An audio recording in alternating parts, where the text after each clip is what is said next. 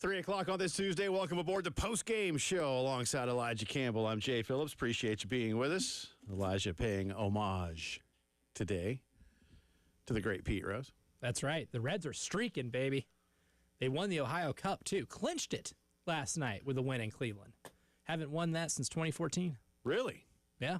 They have not won the season. Is there an actual cup, or is this just a name-only kind of a thing? I didn't believe it was real. Yeah. I've got a friend back home who's a Guardians fan, and every year, whenever the Guardians would clinch it, there'd always be a little trash talk. And I said, you know what? I'll accept that fake trophy this year because the last time they won it, they went to the playoffs. Right. And he goes, no, it's real. And he sent me a picture of it. I'm like, well, I guess it is real.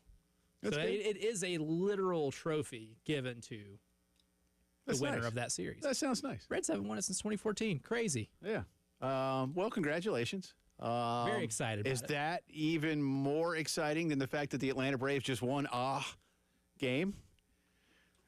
It might be more, maybe not exciting, but surprising. Surprising. Yeah, surprising might be the word. Not just winning a game. They scored 7 runs. They won comfortably. Yeah. Well, it's a Chris Sale start, so I think it's about time they gave him a little bit of run support. Yeah, Chris. Yes, exactly, because he's been in that spot where he hadn't gotten a lot of run support. But that puts the Braves at just 9 games under 500. Still June 10th, maybe. No, I'm trying, man. Hey, you string together a few of those. I am really hoping the Braves take the brooms to Milwaukee so the Reds could leapfrog them. That'd be nice. I mean, sure. They did us a solid last night. Whatever it takes. Whatever. The Braves did me a real solid, and I appreciate that. Well, that's good. I guess Murray State didn't do me one, but I'm still really thrilled for them in the sense that I picked Duke so much fun to win last night. But congratulations to the Racers of Murray State. They are in. So the College World Series field is set. We'll touch on that a lot today. Our good friend John Whittle will join us coming up bottom of the hour. John will talk about what's going on with Gamecock portal recruiting, give us a little more insight on some of the younger kids that are coming in out of high school that could maybe make a difference right away. And we'll talk a little Gamecock football with John, too. Might even throw a little Arsenal in there. You never know. John's an Arsenal fan. Well, that's if I don't hijack it by talking about Tottenham winning. Well, I was getting ready to say, like, Arsenal and Tottenham have a fake. Let me put it this way: Arsenal fans have a fake holiday that they have over Tottenham fans, called St. Totteringham's Day, and it's the day that it's a guarantee that Arsenal will finish ahead of Tottenham in the league. I think this year it happened around Christmas. It happened. It didn't really happen in Christmas, but it happened pretty early. I think it was like February or March. It was pretty bad for Tottenham. Yeah. Oh, they were terrible. But that's okay. But they won a title. But we'll touch on that, maybe not that part, but we'll touch on some things with John coming up in just a little bit. Later in the 4 o'clock hour, Elijah came up with a great idea that we're going to do. I guess we need to, you know what, let's do, while we're talking. What the loser will have to wear the jersey of the other guy. So Elijah and I are going to have a College World Series draft. And we had not yet come up with like what the winner or loser has to do. So if I lose, I will do an entire show in a Tottenham jersey. Ooh. And if you lose, I have a couple of Arsenal jerseys. I think one of them is like a large. I got like at a discount, and it's a large. And I'll let you wear that one. Oh, that's good. Now, I'll even give you an option here. Do you want to wear, when you do lose, do you want to wear the Tottenham jersey or an Elijah Campbell jersey? I still have a high school basketball jersey. Has been worn. I think the Elijah Campbell jersey would actually be kind of cool. You might actually that'd like be that. like, Okay, hey, so cool. You have an Elijah, Okay. you have an Elijah Campbell jersey. Like, that's all right. I think the statute of limitations for me getting in trouble for stealing that jersey is over now, so now I feel better about saying I was getting ready to say, we got to keep, at my high school, at least on the varsity team, JV got all the hand-me-downs when I was younger. But classic, as it goes. But varsity, we had a home and an away cap. So I got to keep those. Oh, that's cool. it. That's it. See, we weren't supposed to keep ours, but I knew it was the last year that we were wearing those jerseys. It was like an alternate jersey because we had like a regular home and aways, but we would wear those if we were out of town playing in a tournament, and we needed 3 different jerseys for 3 different days. And those used to be the old varsity jerseys before I got to high school. And I knew they weren't going to wear them anymore. So I had, or may or may not have, slipped like a $20 bill to one of the managers and be like, hey, can you get me this jersey on my last day? You just like unlock. Are there, listen, now may be the time. But are there any other minor crimes that you would like to admit to from high school while you're here? Because you had the thing with your brother that your mom found out about that you weren't supposed to let your mom find out about. Now you've done this. I think I'm just way too comfortable sharing this publicly. Is there anything else that we should know? I mean, you know, if you did something terrible, I don't want to know about it. But if it ain't too terrible, do you want to just unburden now and let everybody know that you were a near juvenile delinquent kind of a kid? Or because, I mean, I don't think anybody would believe that. I definitely, a couple times after the basketball season ended my senior year, like my first class every day was piano 2, and I knew my teacher really well. He knew me as a child. Right. So I may or may not have just gotten away with checking in at the beginning of the class and going back to the basketball locker room and watching TV for an hour and a half. May or may not have gotten away with that. I don't know. And now your mom's going to be like, that's why you can't even play chopsticks. Yes. That's why you don't remember anything from that piano class. That's correct, Mom. That's correct, because I skipped it a lot. And I didn't just skip it. I got assistance with skipping. Yeah. I just checked in, hey, Mr. Choate, I'm here. Don't say his name. No one here is going to know him. No, but, I mean, your mom was listening from Tennessee. I don't want somebody else that might be knowing you, like, oh, hey, Choate. Just let kids skip class.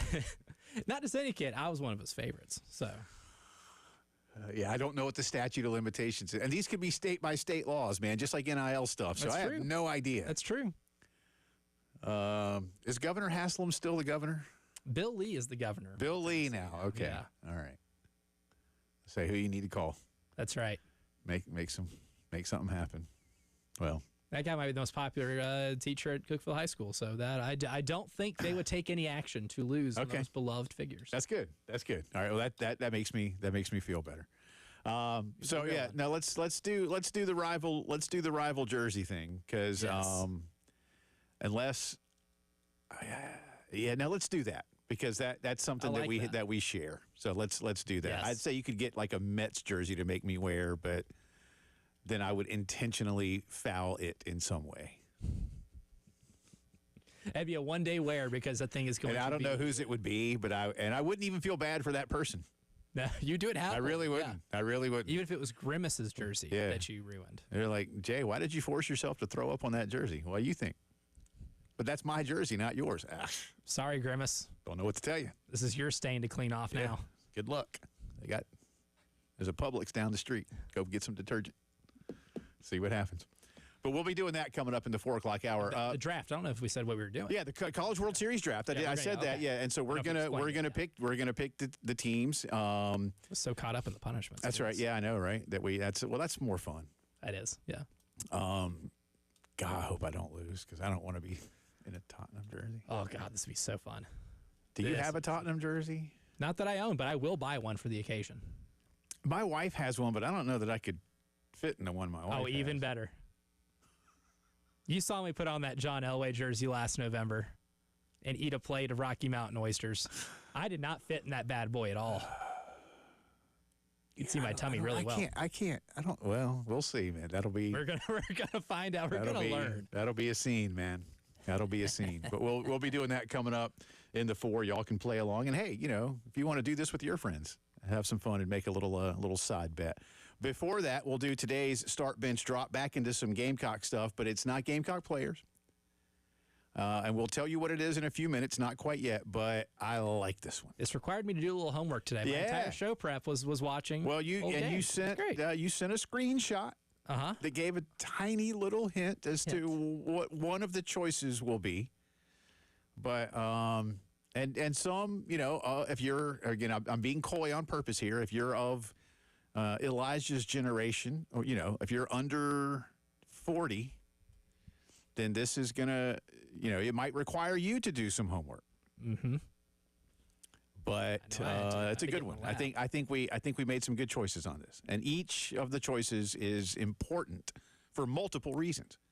They have a common thread, but they all have different things that they led to, which is good. So that's fun, and it's Gamecock football stuff. That's coming up in just a few minutes, so make sure you sit tight. Again, coming back around to the College World Series, the field is set with Murray State beating Duke last night, and then this morning, if y'all didn't hear, and so clearly this was already in the works, but I'm not surprised to learn it. Chris Pollard, the very successful head coach of Duke, he's taken Duke to the tournament. I know they've been to 4 Supers, and I think they've been to the tournament 6 or 7 times under his leadership.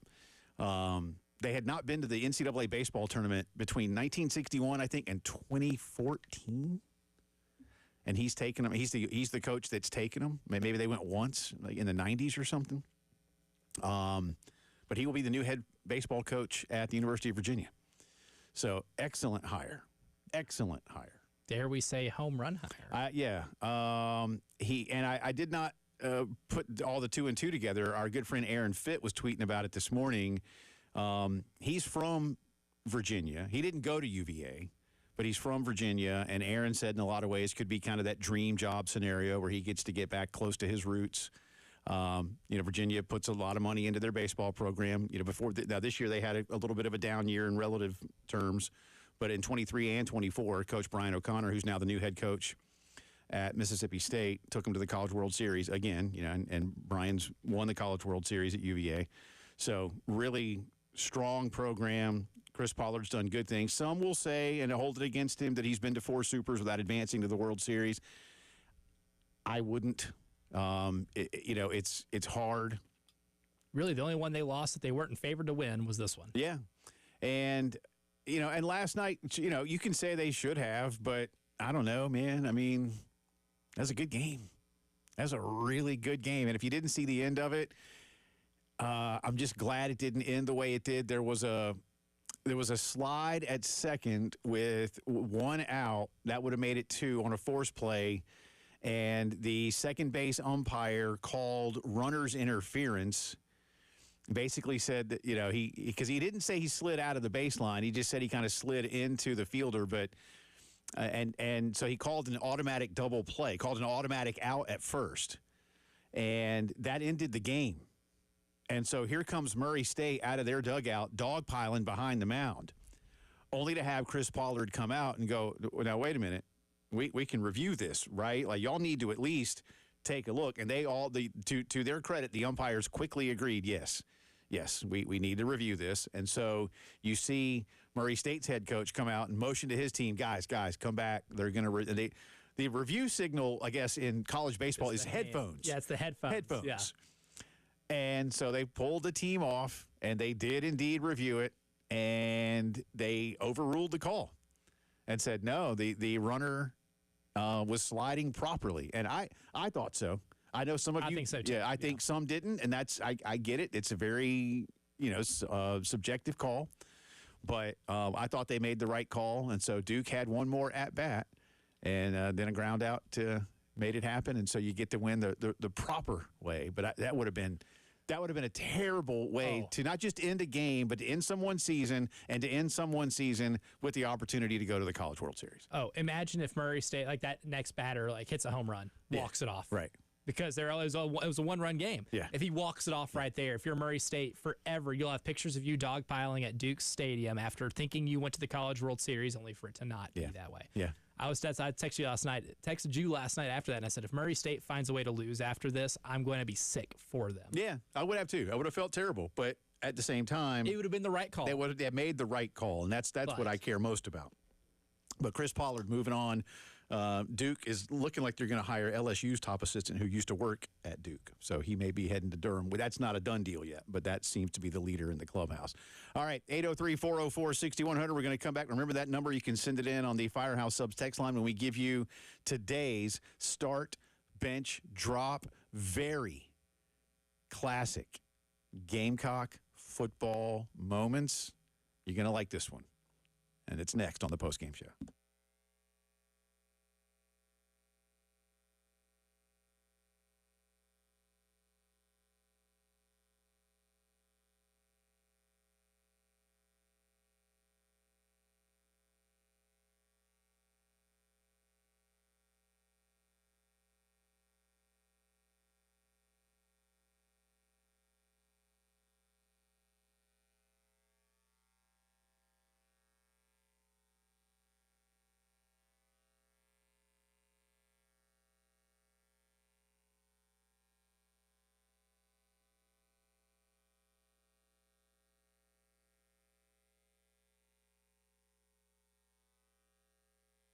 Palmetto Citizens Federal Credit Union, ready to help you and your family when it comes to any and all of your banking needs, and you can do it for less money than you can at the big banks. So what does that mean? Well, it means you keep more of your money in your wallet or your pocket or, technically your account. Plus, at Palmetto Citizens, they even have programs designed to reward you when you save money. And you can check that out at palmettocitizens.org and find out how you can put some money away and then after a certain amount of time, earn a little bit more. How many places are doing that for you? Listen, checking account, savings account, credit cards, car loans, student loans, mortgages, equity lines of credit, money for almost any single need. You can do that with the folks that have been in business here in the Midlands since the 1930s, and that's what they are at Palmetto Citizens. My wife and I are members, love the convenience that we've gotten from them over the last few years. No, you'll feel the same way. Any and all of your banking needs. Do it for less. Do it better with Palmetto Citizens Federal Credit Union, palmettocitizens.org.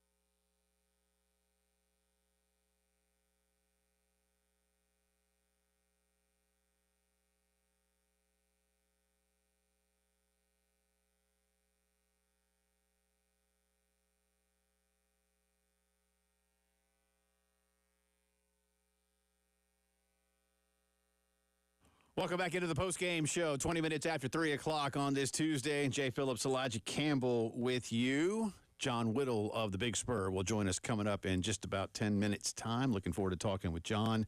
Remind you, on Thursday, 2 days from now, a couple of things. Doing a split broadcast. Elijah will be out at Angry Fish. A splodcast? Okay, sure. That sounds...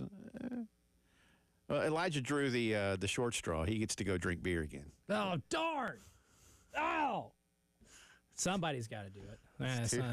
Somebody's got to drink all the beer around here. 2 shows in a 7-day period. Oh, where man, this is... Elijah gets to go to a brewery, and somehow I get to stay here.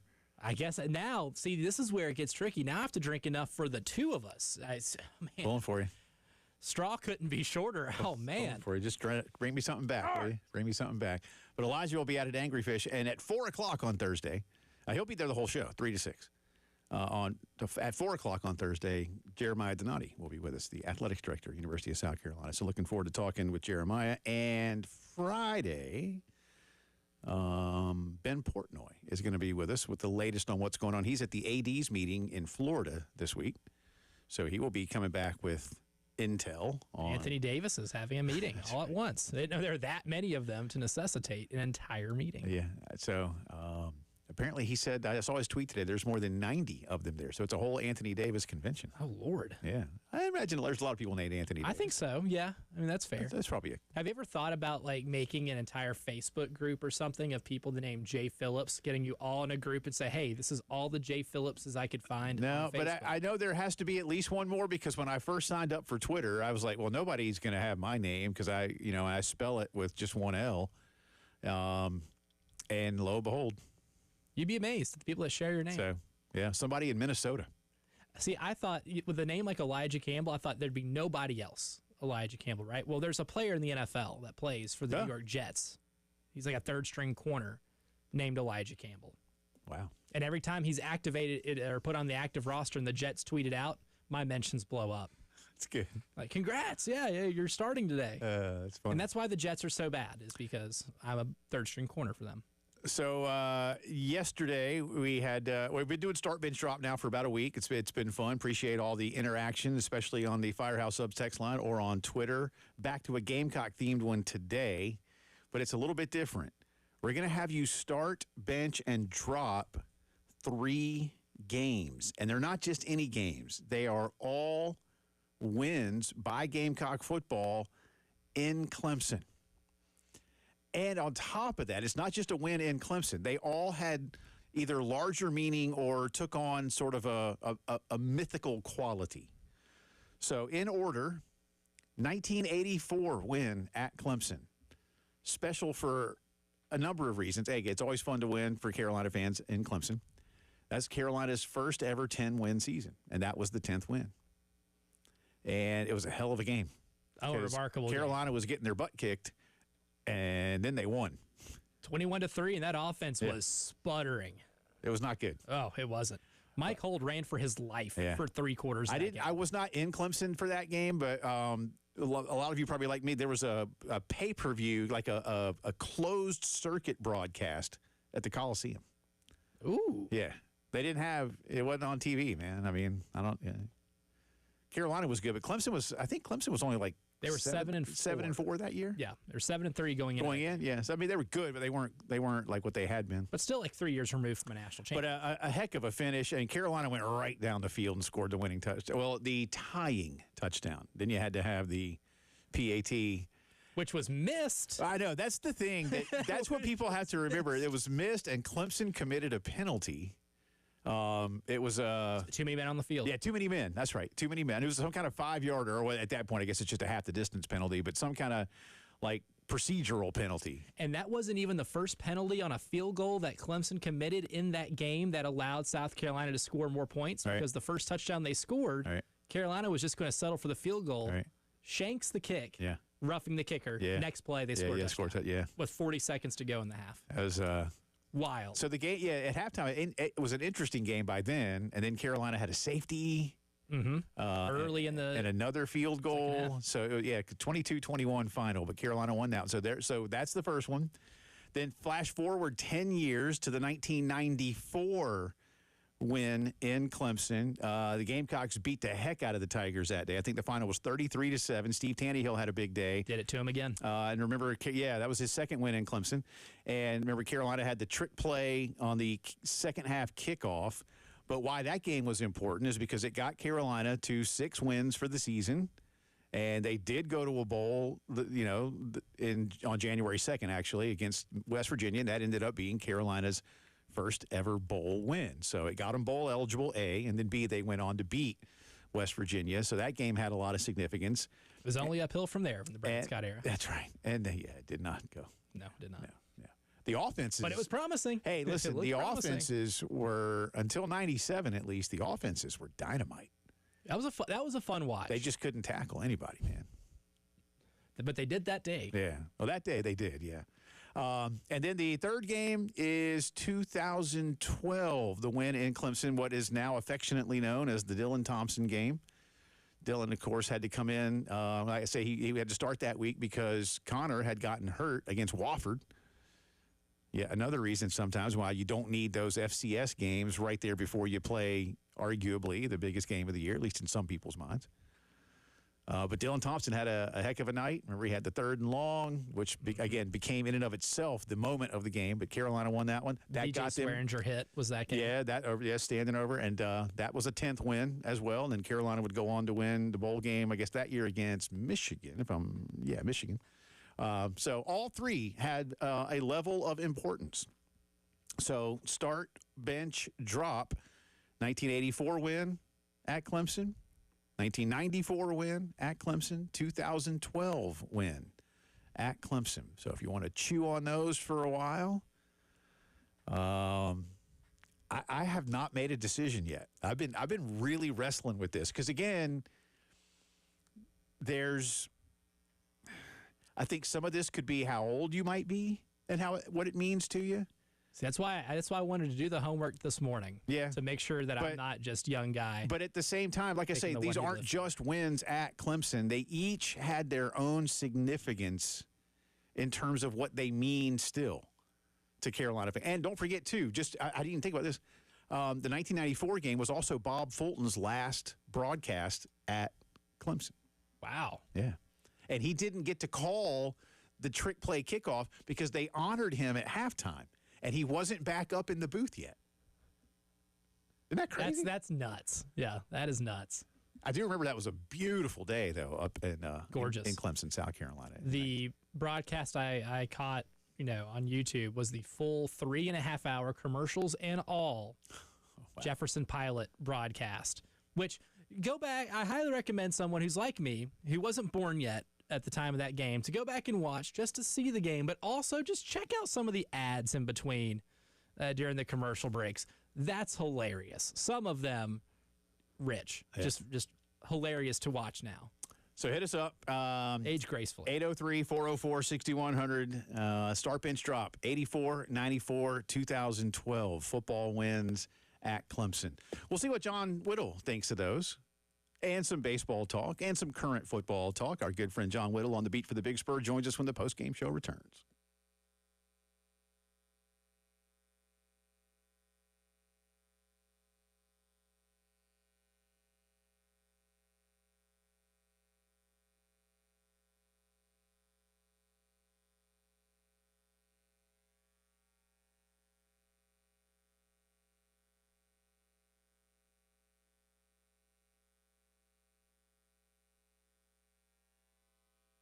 All right, look, sometimes at work you had a day and you want to get home and just unwind a little bit. Well, how about unwinding even more comfortably with a brand new Bullfrog Spa in your backyard from Griffin Pools and Spas? All right, listen, at Bullfrog Spa, you can personalize every seat with their patented Jetpack therapy system so you, your family, your friends can each enjoy the perfect massage exactly the way you like it. All right. So, and look, some days you might just need a little bit more my back, whatever, hey, customize it. And you can see these right now at Griffin Pools and Spas. Plus, Bullfrog will build in a sound system into your spa. All right. Bluetooth connectivity. You can get a subwoofer put in there.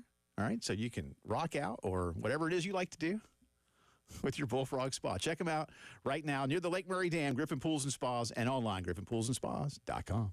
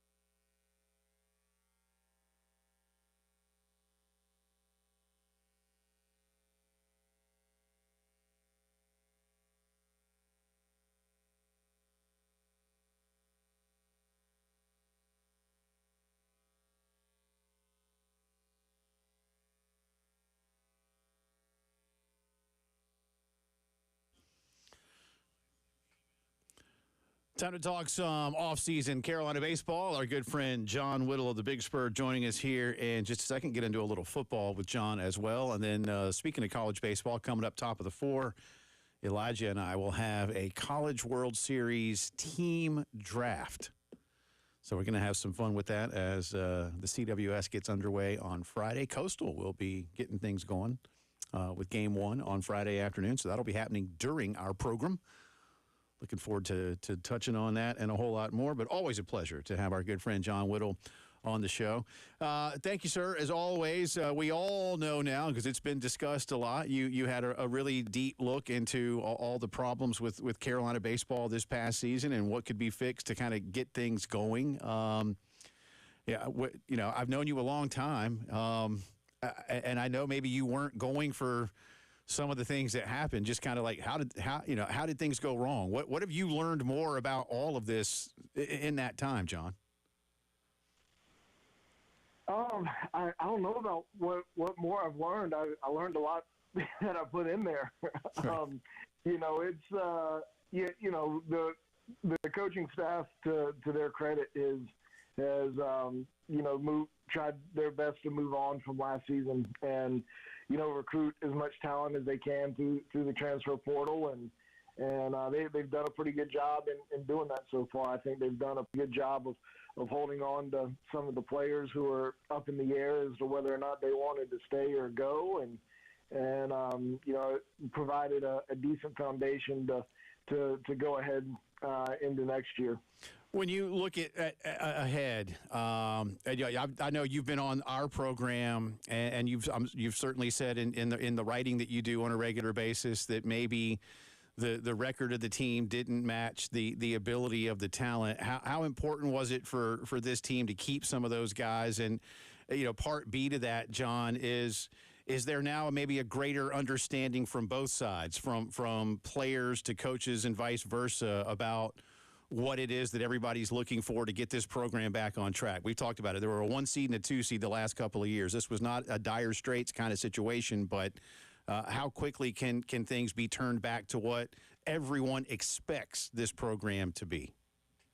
Well, that's a lot in there. I mean, I do think that there's a better understanding with regards to everybody and, what it's going to take everybody to be in a better position to be successful. I also think that the amount of guys that they've wanted to hang on to and that they've actually hung on to kind of goes to show that maybe the drama about the lack of talent on last year's team, was really not quite the case. There seems to be the talent level didn't seem to be as bad, I guess, is based on the guys that they've invited back and the guys they tried to get back who opted to leave. But I've said it before, and I'll say it again. Like, there's some very minor changes, very easy changes that can go towards making this program much more successful next year than it was this year. Now, sure, they need to recruit some better players. They need a couple more power arms. They need a couple more power bats. That stuff's easy to see. But some of the stuff that I wrote about, it's easy to change too, and can put the players in a much better position to be successful. So, the program, even at 6-24, like, it's not necessarily in a complete overhaul mode in terms of, like, the entire program's broken. The entire program wasn't broken a year ago, and there are some easy fixes that can get it back to competitive pretty quickly. Now, I'm not saying SEC championships or anything like that, competing for titles, but you can get back to competitive just with a few minor tweaks, and then you add in some more talented players, and then all of a sudden you've got a little bit of something to work with. Yeah, and John, as you know, too, one of the quotes that Paul had this year that took a lot of people by surprise was him saying that he maybe underestimated the talent level with some of the top-end SEC teams, especially when it came to arms, right? Like the velocity. He kept mentioning, a few times that the velocity of some of the pitchers was just something that wasn't as prevalent, right? Having guys constantly hit 97, 98 on the gun, even just 7 or 8 years ago. That's one thing that he kind of emphasized a lot, whether it be here or talking to you guys. But how would you kind of assess the arms they've been able to bring in so far during the transfer portal, knowing that was one of their biggest objectives this offseason? Yeah, I mean, I kind of disagree with the premise that the SEC is so much better than it was a few years ago. I mean, we've seen plenty of power arms in this league. We've seen plenty of first and second round draft picks in this league from pitching staffs. We've seen a lot more teams in Omaha from the league than we are seeing this year. The league was good this year. The league was better last year. The league has been great for a while, so I'm not gonna really buy into the notion that the league is just so much better. But to your point about bringing in some arms, I mean, I certainly agree that they have done a good job in doing that so far. You really like Amp Phillips from upstate. He showed in the regional, up at Clemson, how good he can be and do so on a big stage. You like that pickup. He's one that you're going to have to cross your fingers with on the draft, I think. But beyond him, Josh Gunther from Wake Forest was a huge pickup. He's a stud of a closer, and he can come right in and pick up where he left off at Wake Forest. And I thought he was great there for this past year. Elijah Foster, he's got 2 years of being a starting pitcher at Sacred Heart. The numbers aren't great, a lot of walks, ERA above 5, but a lot of strikeouts and a lot to work with. I mean, it's just a guy that you've got to develop a little bit. So, he's a high upside guy. Cullen Horowitz is a high upside guy. Josh Grigor from Louisiana Monroe, he's somebody who you feel what he is right now, and what he is somebody who can be helpful out of the bullpen too. So, I think they probably need to add another couple of pitchers and see how that kind of shakes out. But, one guy who's not a transfer portal guy, but who wasn't on the roster last year is Riley Goodman, who was a freshman last season. He's a guy who can come back and really compete after being out last year due to injury. Talking to John Whittle of the Big Spur, getting some off-season Gamecock baseball news and insights. So let's talk about the incoming freshmen, John, the guys that are just finishing up their high school careers this spring. We saw 2 freshmen make an impact last year, and they were maybe, no pun intended, the cornerstone guys to keep around from an offensive and a defensive perspective in the infield in Scobie and Hollins. A couple years ago, of course, Ethan Petrie took the world by storm as a freshman. Are you looking at brand new players that can have that type of impact next season? Potentially. Will Craddock is a guy who I really, really like from TL Hanna up in Anderson. He's a shortstop. Big physical guy, can move and play defense. That's really come along. Had 10 home runs this past year for Hanna. So the power's coming in there too.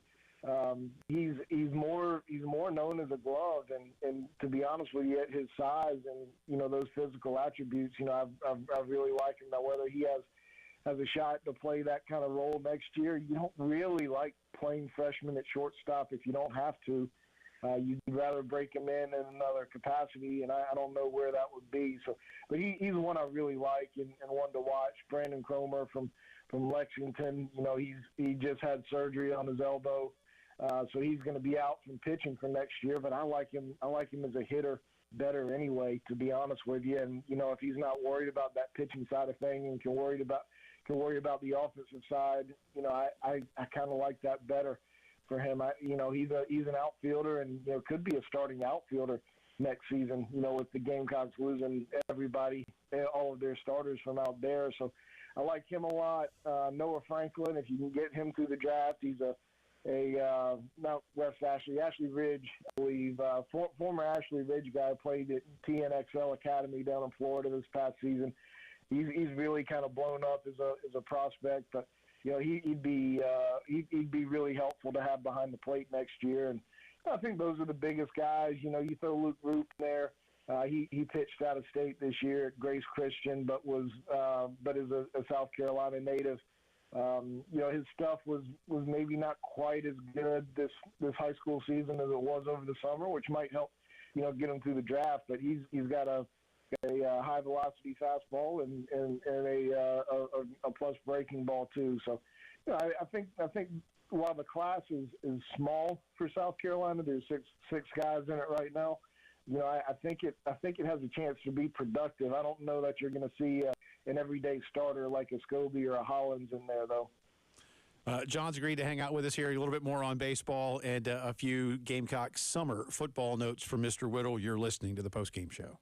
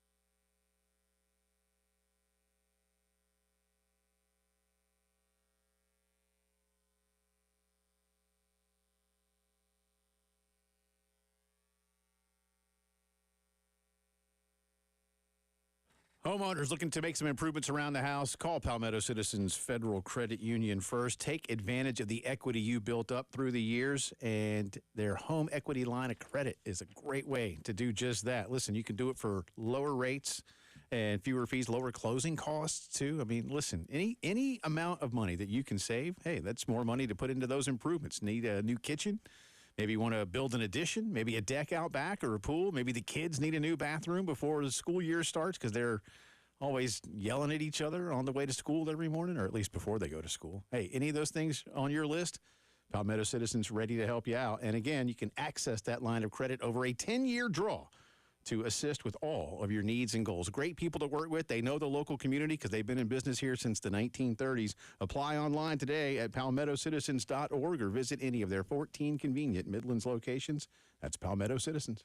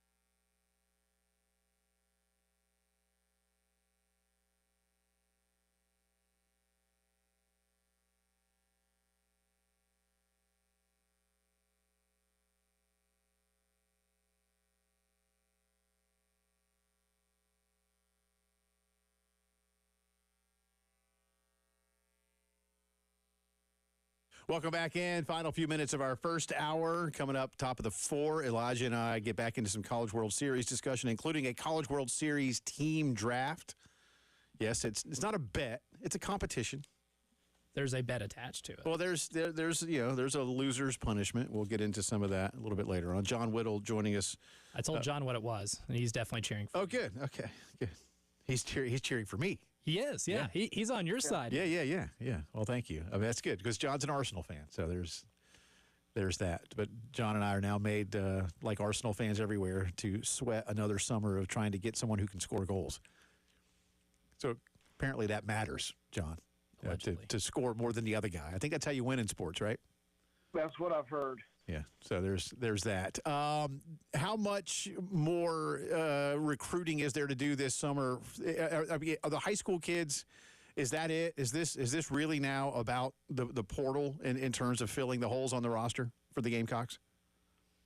Yeah, I think so. You know, when there's movement among coaches, you never say never. You know, a high school kid may opt out of signing. You know, like Dalton Wentz did last year. You know, South Carolina had Dalton Wentz, who went up and starred at Wake Forest this past year, and you know, he got out of his commitment late because of coaching change. So, you know, maybe there'll be a high school kid who pops up with something like that. But it's more or less going to be portal.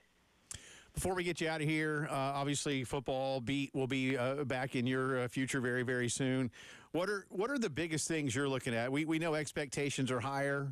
We know fans will think that. We know that a lot of national media will think more. The betting favorite right now, John, may see South Carolina, or at least the books, may see South Carolina as more of a 7-win kind of a team. But as you look at it right now, what are maybe the biggest storylines that you think you'll be covering? Man, if South Carolina's just a 7-win team this year, it's going to be kind of a meltdown on the message boards as bad as it was in baseball and in basketball this past season.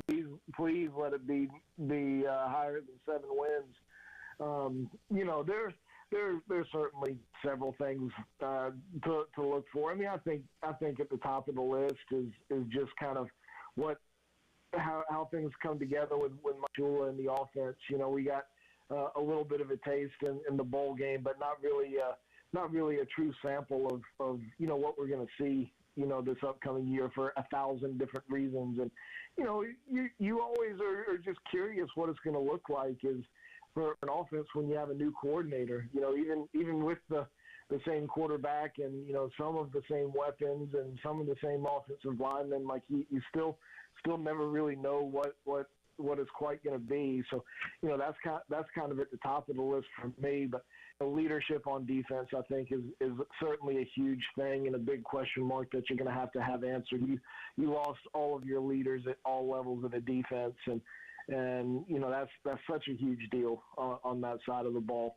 So those are probably my two biggest question marks and the things I'm looking forward to most, and what will kind of determine whether we're talking about 7 wins or 9 wins or 10 wins. Yeah, I agree on a lot of those things too. So looking forward to a lot of storylines to be covering here soon enough. All right, I got about 20 seconds for you. John Whittle's favorite to win the College World Series is Arkansas. I've had them all year. I'm not gonna back off now. There's no sense in doing that. That's a very easy pick, and give me Coastal behind them. In terms of who I think of who's the hottest. Good stuff as always, sir. We appreciate you. Enjoy the summer. We'll talk to you soon. Absolutely. Appreciate you guys. That's our good friend John Whittle. John M. Whittle to follow on Twitter and thebigspur.com. All right, College World Series team draft between Elijah and me coming up. More on our Gamecock start, bench, drop, classic wins in Clemson. The category today, you're listening to the Postgame Show.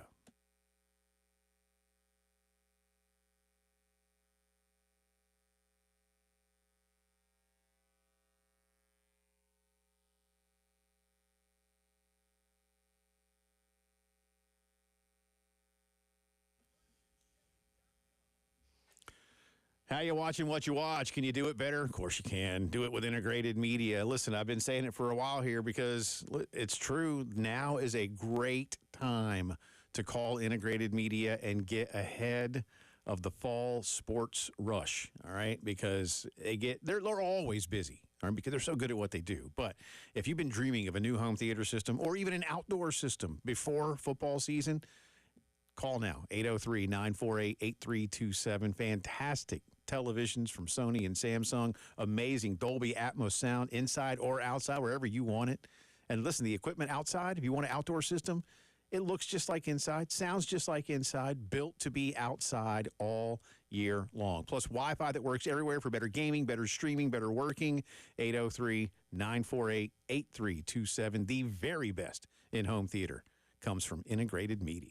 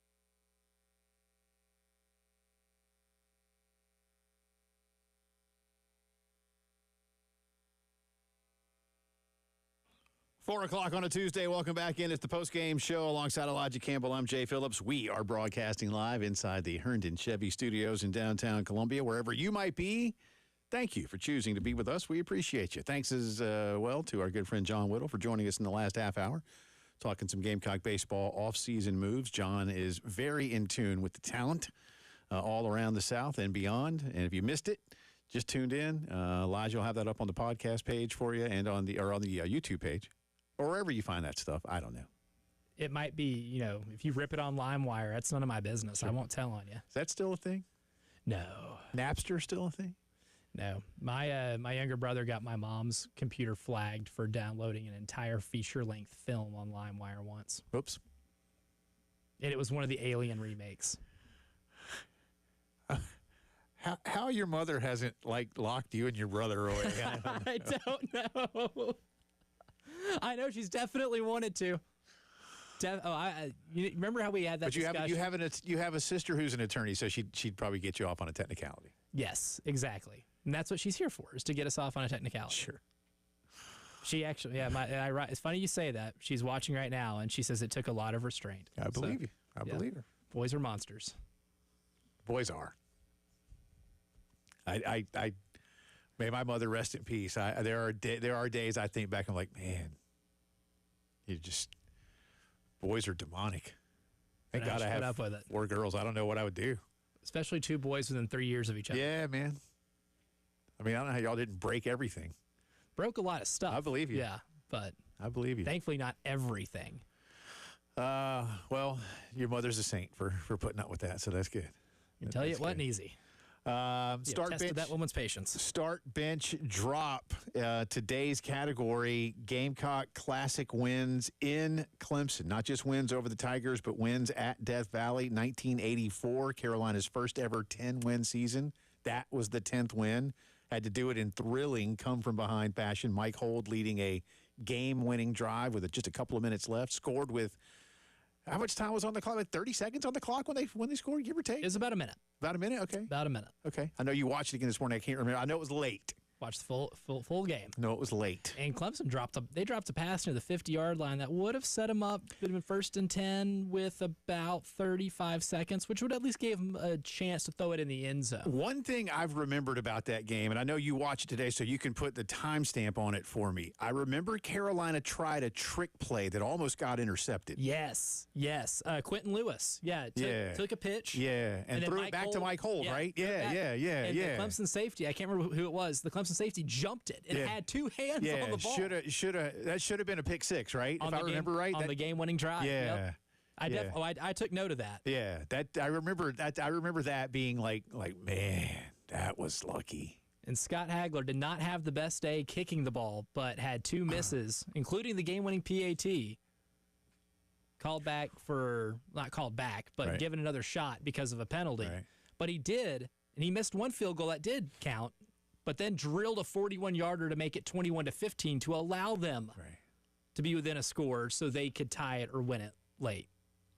A lot of twist of fate plays in that game. And what was crazy, I mean, I know Carolina won that game, but just 2 years later, they did tie at Clemson. That was the 3-6-2, the Beano Cook 3-6-2. The greatest 3-6-2 team he's ever seen. But anyway, so 1984 win at Clemson, 22-21. The 1994 win at Clemson, that win, not the 10th, unfortunately, the 6th, but it got Carolina Bowl eligible. It was a big 33-7. Carolina just really took it to Clemson that afternoon. And they went on to win their first ever bowl game, so that one had a lot of significance. And it was Steve Tannehill's second win in as many tries up at Death Valley. Certified Clemson killer. And then 2012 victory, also Carolina's 10th win of the season that particular year, and that was the Dylan Thompson game. That's how it's kind of been referred to ever since, the Dylan Thompson game. Connor Shaw got hurt against Wofford. Dylan had to play. Dylan was good. I mean, but you didn't know Dylan was going to have the night of his life. No. And he did. And Carolina won that game 27-17. Final stat line for Dylan, 23 for 41, 310 yards, 3 touchdowns, 1 pick. Yeah. And out-dueled Tosh Boyd. And again, the big run on 3rd and long where he got about, and I'm doing like the 1 inch with my finger there, about that much farther than he needed, but he made it happen. He got it. What was it, 3rd and 19? I think it might have been. It was 3rd and very long. 19, yeah. It was 3rd and very long. And Clemson never saw it coming. He just made a play. Never saw it coming. That was man, I'm telling you, the Dylan Thompson game. Way to go, Dylan. The 2012 one was awesome. I think that's the one I'd start just because of having to play a backup quarterback. Yeah. Both teams were 10-win teams. Yeah. Because after that game, Carolina and Clemson both 10-2. Yep. And that team was just one of the best ones. Yeah. I've seen in college football. No, they were great, man. One of my favorite ones. Yeah, in terms of just the they were accumulation of talent right. you had on it. Right. And building toward what happened the next year, too, with a top 5 finish and another win over Clemson. So start bench drop those. We'll get some results coming up here in just a little bit. At least Elijah's giving you his start. This is hard for me. This is hard for me. And I like the fact that you and I can play off of each other like this, with me as the lifer and being like a kid for 84. You live through it. Relative to you looking at it, I would dare I say with more objectivity. Yes. Especially considering two of them I wasn't alive for. Right. Yeah. Yeah, rub that in, why don't you? Wait, what year were you born? No, you were 95. 95, Yeah, that's right. I was born the year after Good Lord. the 94 game. I was born about 4.5 months after the 94 game. So I was cooking. Yeah. That's true. Game. That's fair. There you go. But I went out yet. If your mother only knew. That's right. And I guarantee she was not watching that game on Jefferson Pilot Sports. Probably not. Tennessee Vanderbilt was probably. But y'all have fun with that one, and send in your comments too, especially those of you that remember. Yes. Maybe you were there for some of them. Maybe you were there for all of them. Some of you probably were there at all 3 of those games. A couple people that comment. Trey on the text line, Firehouse Subs text line says, start 2012 because I was there. Okay. Bench 94 because Steve is my favorite Gamecock. Drop 1984 because I was 2 years old. Okay. Yeah. Like I said, I think this one's going to be more generational. And one thing too, like we could have picked last year. That was fun. But the recency bias being what it is in today's world, I'd pick that because I was there. Yeah. Yeah, that would have just been kind of a runaway. So we didn't do that one. But then we just decided on which ones, because again, they all have some level of significance, in addition to just being a win at Clemson, which is always fun for Carolina fans. I get it. All right, we'll come back to that. All right, we're going to do our College World Series draft. Before we do, I want to tell y'all something real quick. I learned this. I did not come up with this. I saw this on Twitter this morning, and sometimes things you see on Twitter, you better take not just with a grain of salt, but maybe like one of those whole big round cans of salt, or a salt mine. Or like it is something those, salt mine, might be more better for Twitter these days. But because of that, I went and verified it. This year's College World Series field is the first College World Series field to not have a repeat team participate since 1957. And I went and I opened up the College World Series media guide and did the year by year 8 schools that participate, just to verify this with my own 2 eyes. Didn't take that long, but I was like, you know what? I just want to see if that's like, did they miss something somewhere, whoever put this thing out? And they did not. From 1958 until 2024, there was at least one school that made a back-to-back appearance in the College World Series. In some cases, in some years, there was 2 or 3. But every year, there was at least one school that made a repeat trip to the College World Series. And that streak ended last night. Well, it would have ended anyway because Duke wasn't going to be, Duke would have been to their first in 1961. So either way, that was going to happen. I guess, I don't know, maybe when Tennessee got eliminated, we were done with that one. But I think so. Hey, what a cool stat, man. Hey, I don't know. I mean, take it, like I say a lot with a lot of facts like that, like take it as you will. I don't know that that's a judgment. I think if anything, it just tells you how much parity has been created in today's college baseball world, that we have no repeat performer. Now, if I'm not mistaken, do we only have one? We only have one debutante, right? And that's Murray State. Everybody else has been to the College World Series. Yes. Coastal, Arizona, Oregon State, Louisville, obviously, UCLA. So everybody's been except Murray State, but none of these teams went last year. That's cool, man. I love that. I love it. The unpredictability. But what a heck of a stat. stat. 1957. It's been almost 70 years since we've had a brand new field, if you will, for the College World Series. So, Dad wasn't even around at that point. good stuff. All right. Before a lot of us playing wood bats back then. Yeah. Well, what'd you say? 1974, right? Was the metal bat introduction? Yep. Yeah. I have somewhere, I need to go find it. When I was a little kid, probably was that season, but I have a Louisville Slugger that was given to me. I remember my granddad taking me to it, but down there one day, little. And I have, it's all beat up, man, but it's a wooden Louisville Slugger with a University of South Carolina brand. A game used bat. Oh, that's awesome. It's cool. That's pretty cool. And it's wood. It's an artifact I don't know. I'm assuming early 70s. I mean, but I remember like having that bat around for a while. And I remember now for one thing, I couldn't swing that thing when I was so little. Heavy. Right. But I remember like asking my granddad one time, like, can I use this? He's like, I don't think you should. Not because, I mean, he just, I guess like maybe he knew the significance of the fact that they wouldn't ever have wooden bats again and told me as much. I think he understood that importance. But I do remember, like, I couldn't swing that. Heck, I probably couldn't swing that thing now if I wanted. I mean, I could, but you know what I mean. Those things are heavy, man. Mm-hmm. They're heavy. But I need to find that. I should probably bring that into here. You know what? I might loan that to the company. That's a cool little piece of desk memorabilia. Yeah, that'd be kind of cool over here. All right, so College World Series field is set Friday, Coastal Carolina versus Arizona, followed by Oregon State versus Louisville. Then Saturday's games are UCLA versus Murray State, and then Arkansas and LSU. Greg Sankey has already filed a complaint. And the NCAA says, Greg, we tried to give Vanderbilt Wright State. We're trying to reseed these things here. So immediately, one of the two SEC schools will be straight into the losers bracket. But representation, 7 conferences for 8 schools. That's pretty cool. That's awesome. All right, we're going to come back. Elijah's going to flip a coin, and then we are going to draft our teams into the College World Series. And, again, loser wears the jersey of a team they don't like. And we've already made that one. It's an Arsenal-Tottenham thing. That's the best we could do for who we don't like, that we know we have a rival for each other. Because I'm an Arsenal fan. Elijah's a Tottenham fan. John Whittle is on board, pulling for me. Thank you, John. Yes. Thank you, John. He did tell me, quote, yeah, I don't want to pull for Jay, but I have to. I get it. He's got to. I get it. And a lot of people around here are Tottenham fans because, a rooster is their mascot, Gamecocks of England kind of a thing. So I understand that, too. So probably a lot of people pulling for you. But not me. And we'll find out who we get to pull for when the postgame show returns.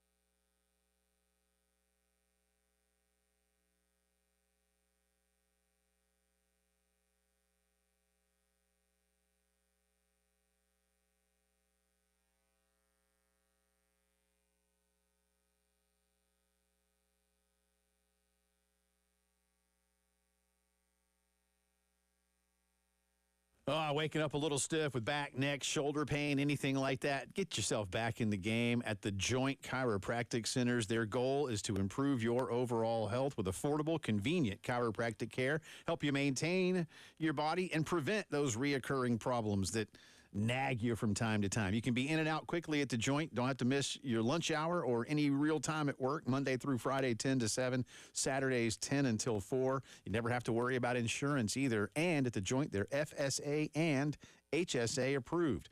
And once you're in the system, if you travel out of town for games, for work, for vacation, there are Joint Chiropractic Centers all across the country that can help you out if you need any kind of adjustment. Here in Columbia, Harbison Boulevard, Forest Drive, Roberts Branch off Killian Road in the Northeast, and Sunset Boulevard in Lexington. Convenient and affordable. Again, maintain a healthy body, prevent those reoccurring issues. Remember this, you don't have to feel bad to feel better at the Joint.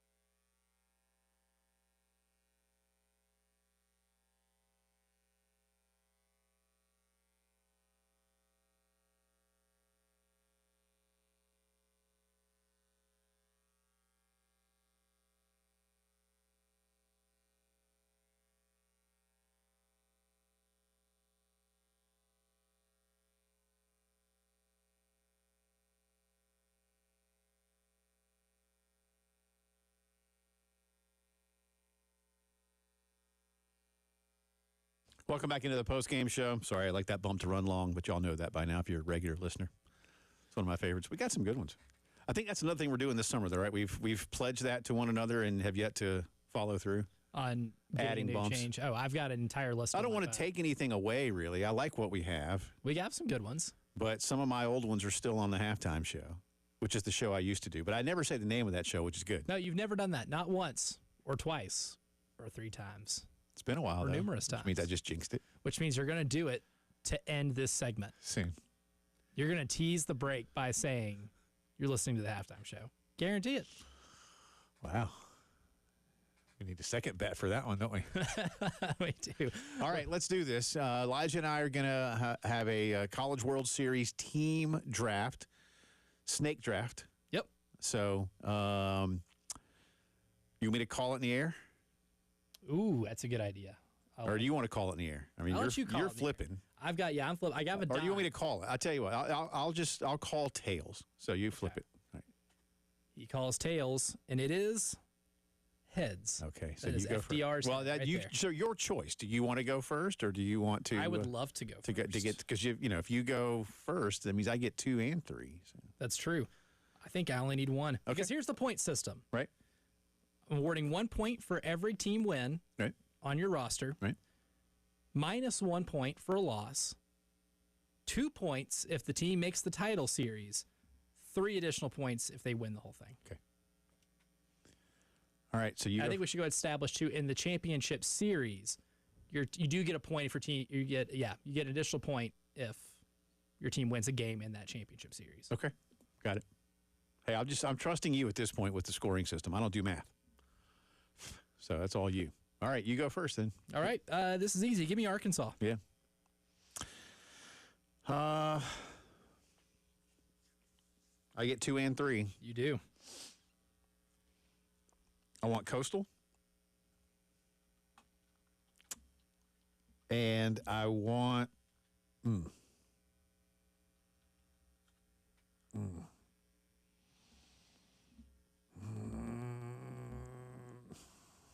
LSU. Takes Coastal and LSU. Because part of, well, never mind. Part of your rationale. Well, I was going to say something, but I'll be giving it away. This is now an actual competition, so This is. Yeah, you can't give it away. So LSU and Coastal off the board. I will go with. This is tough. Give me Oregon State and Arizona. All right.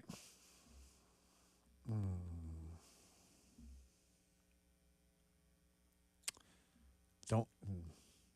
You know what? I'm going to go. Honestly, you can even say your thought process out loud. I'm stuck with whoever you don't. I'm going to go against conventional wisdom here for my last 2, because these are my last 2.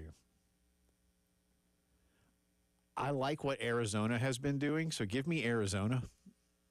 You can't take a team that's already been. Oh, you already took Arizona. Oh, darn. Okay, I'm sorry. For a second, I thought you said UCLA.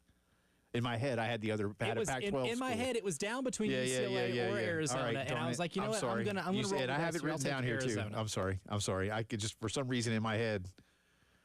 All right, well then, dang it. All right, give me UCLA. Okay. And you're not going to like me, but I'm doing it anyway. I want Murray State. All right, I'll let you take the underdog. I'll let you take Murray. There's my unconventional part. So I guess that leaves me with Louisville. It does. So which means I'm going to cancel myself out in one of the first games. But that's fine, because if you keep advancing, then it's not half bad. But yeah, I'll take that. I'll take Louisville. Yeah. You'll cancel yourself out with UCLA Murray State. So we both have one game on the first day. Yep. And then we also have Arkansas, LSU against each other right away. So there's that. And Coastal, who's Coastal got? Coastal's got Oregon Arizona. State. Arizona, sorry. Which means me and you will face off in that one. All right. Well, there you go, man. All right. And then again, loser will do a whole show on YouTube, on the program here in the jersey of the rival. So if I win, Then Elijah wears an Arsenal jersey. And if I lose, I have to wear a Tottenham jersey. And again, Elijah has now, because my wife is a Tottenham fan. I don't mind purchasing one for the exercise, but it would be really funny if you wore your wife's jersey. Well, I really don't think I can wear my wife's. But I tell you Which what, would make that even funnier. I tell you what I'll do. I'll privately. I'll just hold it up first when I get home later and just see. And eyeball it first. Yeah. Like, is this something I could put on I'm without telling you. ripping? And I don't think Mrs. Phillips wants me to mess it up. But then, if you buy one, now Haney's got one. We could get Haney to just bring his. Ooh, there's a significantly greater chance of that fitting. Yeah, that will definitely fit because Haney is bigger than me. Not dramatically, perhaps, but then again, he is built more like a tight end. Yes. But why don't we do that? I'm sure Mrs. Phillips might appreciate that a little more to not risk the stretching of the fabric. Yeah, if Mrs. Phillips can get if that one can get done, that would be funnier. I'll grant you. But I don't think I can, man. And I'm not the biggest guy, but I mean, my wife's. Yeah, I don't think I can fit into that one. And like I said, I don't think she'll like that. It would be really funny if you just put it on. It's like a crop top. That's basically what I'm kind of thinking. Which again would be a funny visual. Hilarious. Yeah, it would definitely be a funny visual. But we may need to get Michael Haney to bring his next time when he comes home in a couple of weeks. When he comes back from his place in Nashville, he can just bring his down. That might be the better thing to do. I will say I was kind of surprised that your John Elway jersey fit me lengthwise. Right. I know I'm a little rounder, so it was a little. I knew it would be a little tighter, but I was like, man, I'm showing some belly button here in Columbia Craft. No, it's long. No, it's long. It fit the torso. That's good. That's good. Lengthwise. All right, so Arkansas, that's the right one for you for sure. Yeah, I've been on that bandwagon since Cinco de Mayo. I think the Cinco de Mayo show was when I went ahead and called my shot that Arkansas was winning it all. I don't know. I mean, I don't know. We each. I don't think. I mean, for you on your side, I don't know that. I don't think the only one I think that can't win this thing is Louisville. And I mean, look, Murray State's a hell of a story. It's a remarkable story. But I just pulled up the odds, by the way. So let me give you all these real quick. Betting odds from. I don't know who these are from, actually. Just got this on On3, so I'm not sure who the sports book is. Oh, it's FanDuel. Okay, here we go. FanDuel. Arkansas plus 195. LSU plus 240. Coastal plus 600. Oregon State plus 650. UCLA plus 850. Then Arizona plus 1,400. That's a big drop from UCLA to Arizona. Louisville plus 1,600. Murray State is plus 4,000. How much money you can make? I would if you put the. like I mean, 10. you know what? Drop $100 on that to win $4,000. Why not? Why not? Yeah, $100 to give away. Yeah, why potentially not? win $4,000. That's remarkable. Which means like what? $10 would win you $400. Yeah, just a $10 bet gets you $400, man. I mean, that's. I might be sending a text out here. Yeah, that's not a bad investment. Seriously, that's not bad. To ride this wave of magic that they're on. I don't think it'll pay off for you, but at this point, why not? Like that'd be kind of fun. Give you a reason to cheer for the underdog.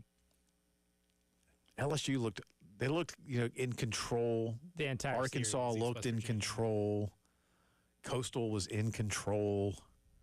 Oregon State did lose a game, but Florida State is good. But I mean, Oregon State, on their clincher, they were in control. So those top four do make a lot of sense. Oregon State can win this thing, and that would be a story too. Just again, 19 home games, conference goes away. RIP Pac-12. Didn't have to be this way. Didn't have to be this way at all.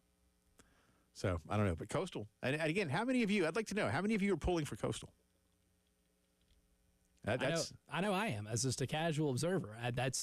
Because I would love to see them win it again. Sometimes in the state, it's like, oh, I'm not going to pull for them because I don't want them to be looked at as like better than my team. If you're a Carolina fan or a Clemson fan, but at the same time, like, hey, go Palmetto State. A little patriotism. Yeah, I have some patriotism for Coastal. Again, there's a lot of good stories in there. And again, as I said, no repeat team for the first time since 1957. It's crazy. But just so hard to believe. Yeah, that's crazy. All right, we'll come back on the other side, update you on start, bench, drop, classic Gamecock wins in Clemson, 84-94, 2012. Rank them up, start, bench, drop. And we'll get into a few news notes. The latest, what I called the latest future failure for college sports has been filed. And I'll explain when the postgame show returns.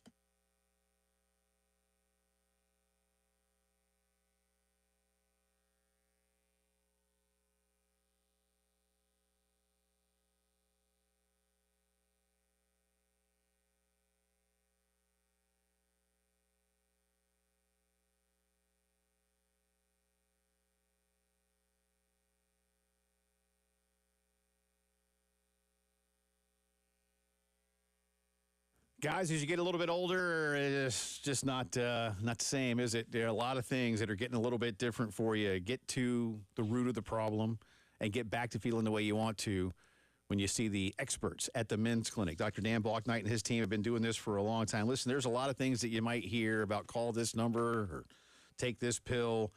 Instead, go see a terrific medical team. This is what they do. All right. And they've been doing this for a long time. Like I said, some guys don't want to go to the doctor. Some guys are embarrassed about certain things that are affecting them. But when you're in this kind of setting, it's all about you and getting back to being who you want to be. Do it for yourself. Do it for your family. Call 803-875-MENS. Set up a consultation, a one-on-one to get back to what's the way you want to be. That's what they do at the men's clinic. You can learn more online, too, themensclinicsc.com.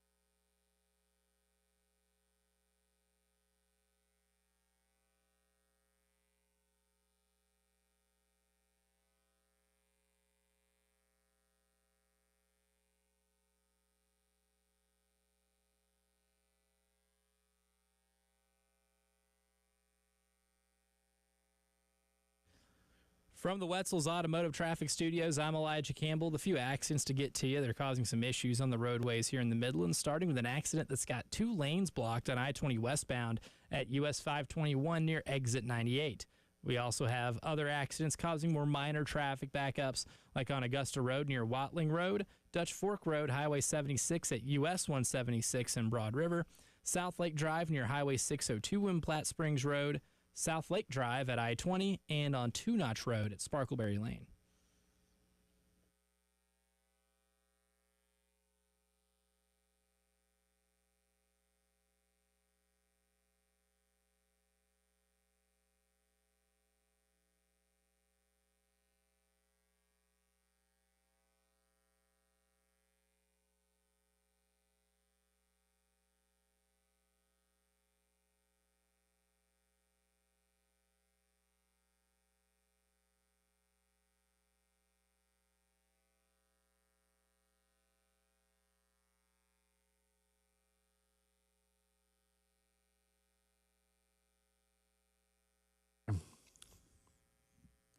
Turn the mic on there, Jay. Talking College World Series. Got a good Carolina Clemson start bench drop.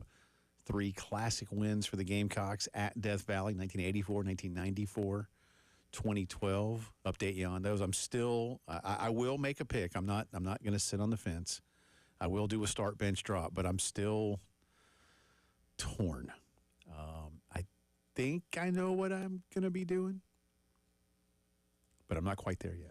Chad had a really good response in the Firehouse Subs text line. He starts 1984 because he was 9. Okay. Said I was 9, not there, but in Greenwood for Thanksgiving at my older brother and cousin, 11 and 13 respectively, were. And when they made it back to Greenwood, we played football outside with the neighborhood. We were so pumped.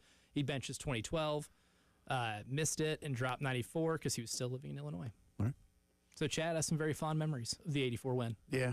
That's a good one. That's good. I don't know. I'm torn. I'm getting there though. Elijah. Well, all Elijah's told us is he's starting 2012. We don't have a bench and a drop from you yet. I will bench 84 and then drop 94. 84 because getting that 10th win, Clemson was still also not too far removed from their title. Right. And I guess in the manner in which it happened too, trailing 21-3, pretty well into the second quarter. And remember too, not just the trailing part. Again, Clemson was having a decent year for their standards, decent. But Carolina was going for that 10th win. And remember, Carolina had just come off the humbling, dare I say, in a lot of people's minds in this town, devastating loss at Navy. Dude, this town... A chance to win national title. This town was in a funk, man. That was a rough week. I can remember school... Because I remember a buddy of mine, like you talk about neighborhood football and stuff, like who was that? Like Chad. Yeah. You know, we all did that kind of thing. But I remember a friend of ours had moved here a couple years before, so he had been in Columbia for a while by now, but had moved from Pennsylvania. And he always wore what we thought was a really cool Penn State, like, national championship T-shirt. It was a cool shirt. Had like the number 1 on it, like the Nittany Lion thing, and we were like, oh, that's cool. And I remember saying, like, man, that shirt, his name was George. I was like, remember that shirt, or that shirt George has? Like, how cool would it be if, like, we could wear those and it would be Gamecocks? Like, like that kind of thing. You had, pie in the sky. You're feeling it. And, and you're growing into it. 6-0, 7-0, 8-0, 9-0. Beat Florida State at home. Man. Multiple scores. Beat Georgia that year. I mean, it was in thrilling fashion.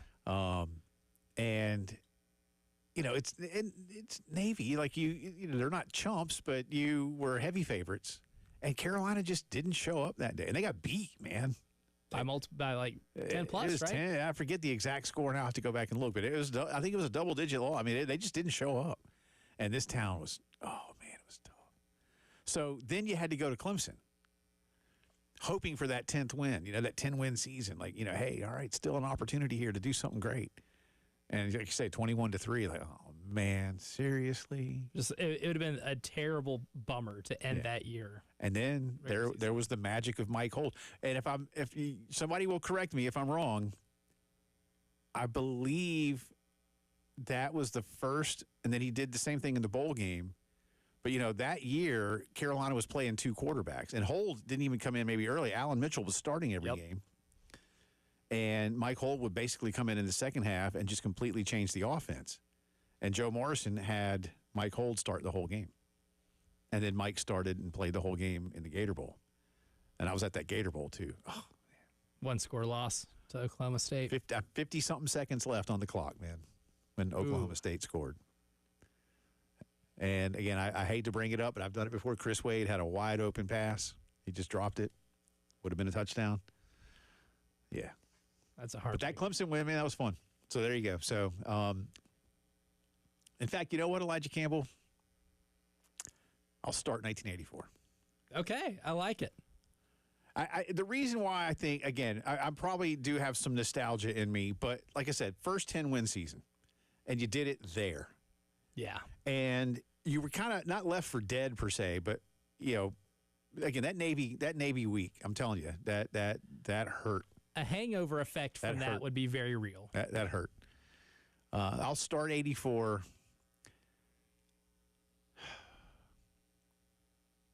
I'm going to bench 12 because that was a fun game, man. Against two really good teams. And I again, that was a 10th win as well. But the Dylan Thompson game was so much fun. And then I'll you know, again, it's always hard whoever you drop. I'll drop 94. But 90, that was, I mean, again, you beat the heck out of them. Tannehill had a big day, trick play, kickoff play, Bob Fulton, all those kind of things that throw into it. Got you to a bowl game. It wasn't Carolina's first bowl game, obviously, but, you know, later on they would win their first bowl game, so at least it led you to that. So, yeah, I'll start 84, bench 12, drop 94. That's mine. That's mine. Y'all hit us up, 803-404-6100. We'll get to some more in just a little bit. All right, real quick. All right, Elijah says get to Joe real fast. So there we go. Hey, Joe. Good afternoon. Hey, I was just going to say in that game, I believe I saw the gutsiest play call I've ever seen, and it actually happened to be a Carolina team doing it. But right before halftime, we kicked the field goal. Clock running out. They were all sides. Clemson was all sides. Instead of kicking a field goal, we ran a draw. Mm-hmm. And I believe it was like a 18 to 20-something yard touchdown. I mean, that's the gutsiest call I've ever seen. I'll jump off. All right, but thank you. Appreciate that. I've got that in my notes. Yeah. It's funny you say that, Joe, because I took notes when watching that 84 game this morning. And let's see. Yeah, I remember writing, like, you know, key player right here. And, well, where was that? I've got so many notes. My handwriting is atrocious. But I said, yeah, settle for field goal attempt, but roughing the kicker. It actually ended up running into the kicker because there's only 5 yards, and it didn't give him a first down. Right. And then, gives him another chance. Lewis rushing touchdown on 4th. And I said another way of saying gutsy call by Joe Morrison. And I was like, and then I remember after that would do the same thing. Yeah, Coach Joe would do things like that, man, and really, good game. That was fun. That's good. That was a fun one to watch without ever having seen it. Yeah, If I knew the ending. Yeah. Having no idea how it ended. I didn't even look up the score. Oh, it's good. Okay. So I was like, okay. All right, I have no idea what the score Well, I'm glad I didn't blow that for you. Yeah. But obviously, I knew since this was part of the exercise. Yeah. And I knew the 84 team went 10-2 for the entire season. Yeah. Clemson wasn't one of those losses. So I was able to learn a little something. It was great. It was a fun exercise. Real quick, because I did tease this, so let me tell you, there is there's a couple of bills that are doing this. That, you know, again, there's more bills being filed in Congress to fix college sports. A new one today that is gaining some traction, apparently. Now, again, long way to go. This has to get through committee, but at least one that's getting some public support would deputize the Collegiate Sports Commission to, you know, make sure that all these financial deals are going to be okay. Again, I don't know what fair market value, how somebody comes up with that is going to be a whole lot of fun, and I see lawsuits everywhere. Establish a revenue sharing cap.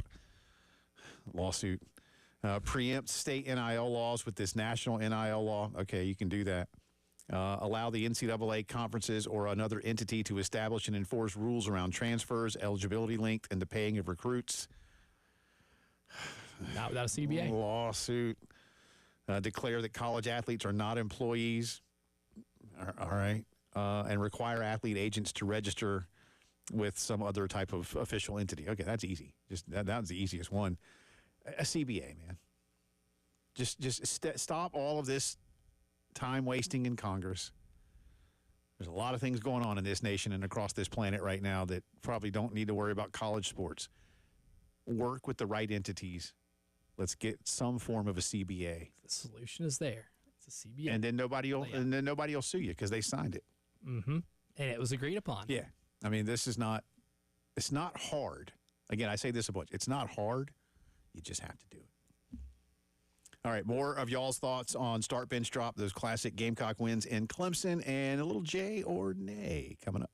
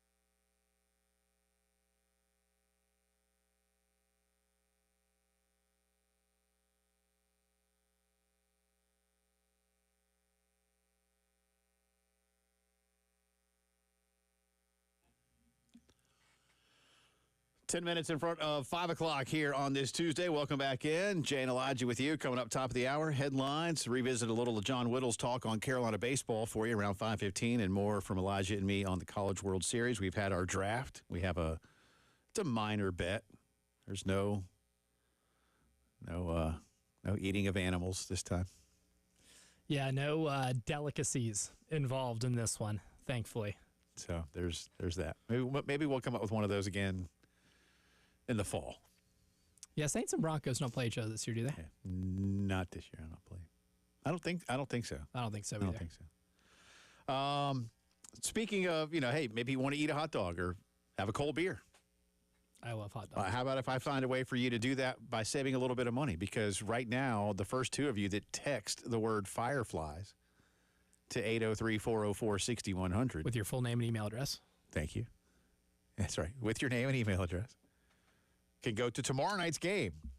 The Fireflies hosting the Kannapolis Cannonballers. What a name. Kannapolis Cannonballers. If we're gonna start bench drop minor league baseball team names, Cannonball coming. I don't know how we exclude the Cannonballers. There's some good ones these days. We'd have to come up with a few of those, man. Have to do it like by league, and then even just pick the best three by league and see what happens.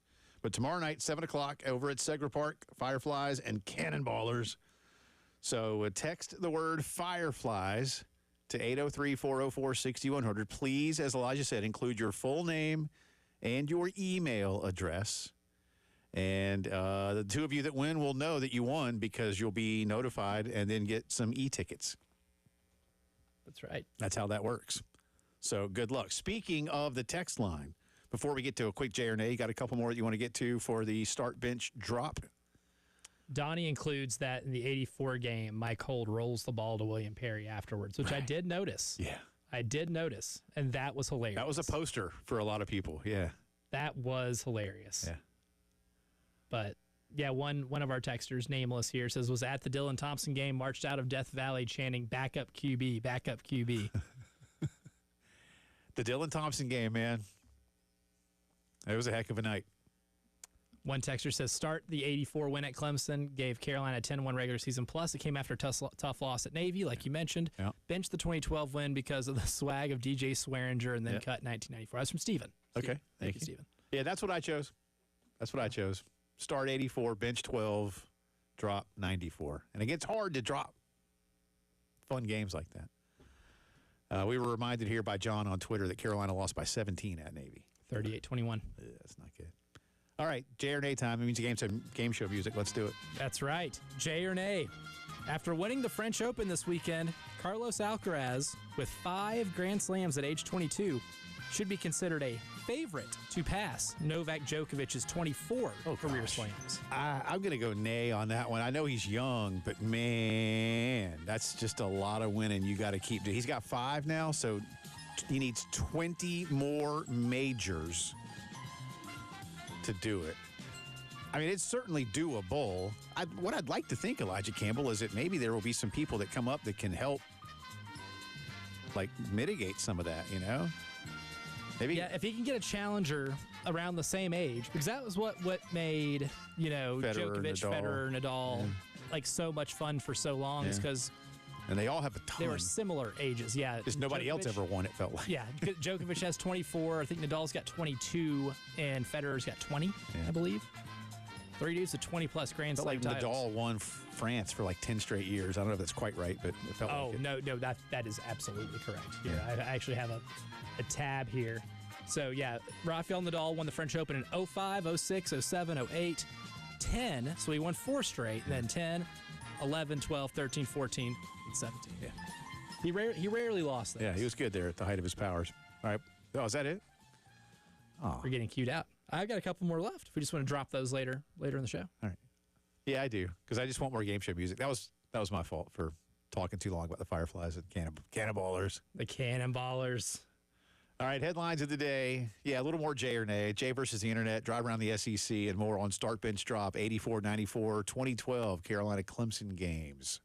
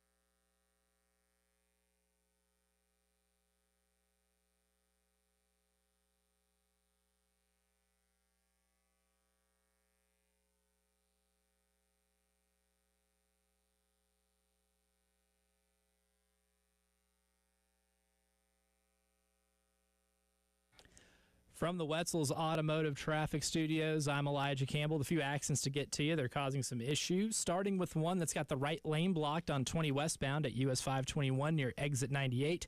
We also have other accidents at Augusta Road near Watling Road, Dutch Fork Road, Highway 76 at US 176, Forest Drive at Gregg Street, Garner's Ferry Road near Old Eastover Road, Pickens Street at Gervais, South Lake Drive near Highway 602 and Platte Springs Road, South Lake Drive at I-20, and on Two Notch Road at Sparkleberry Lane.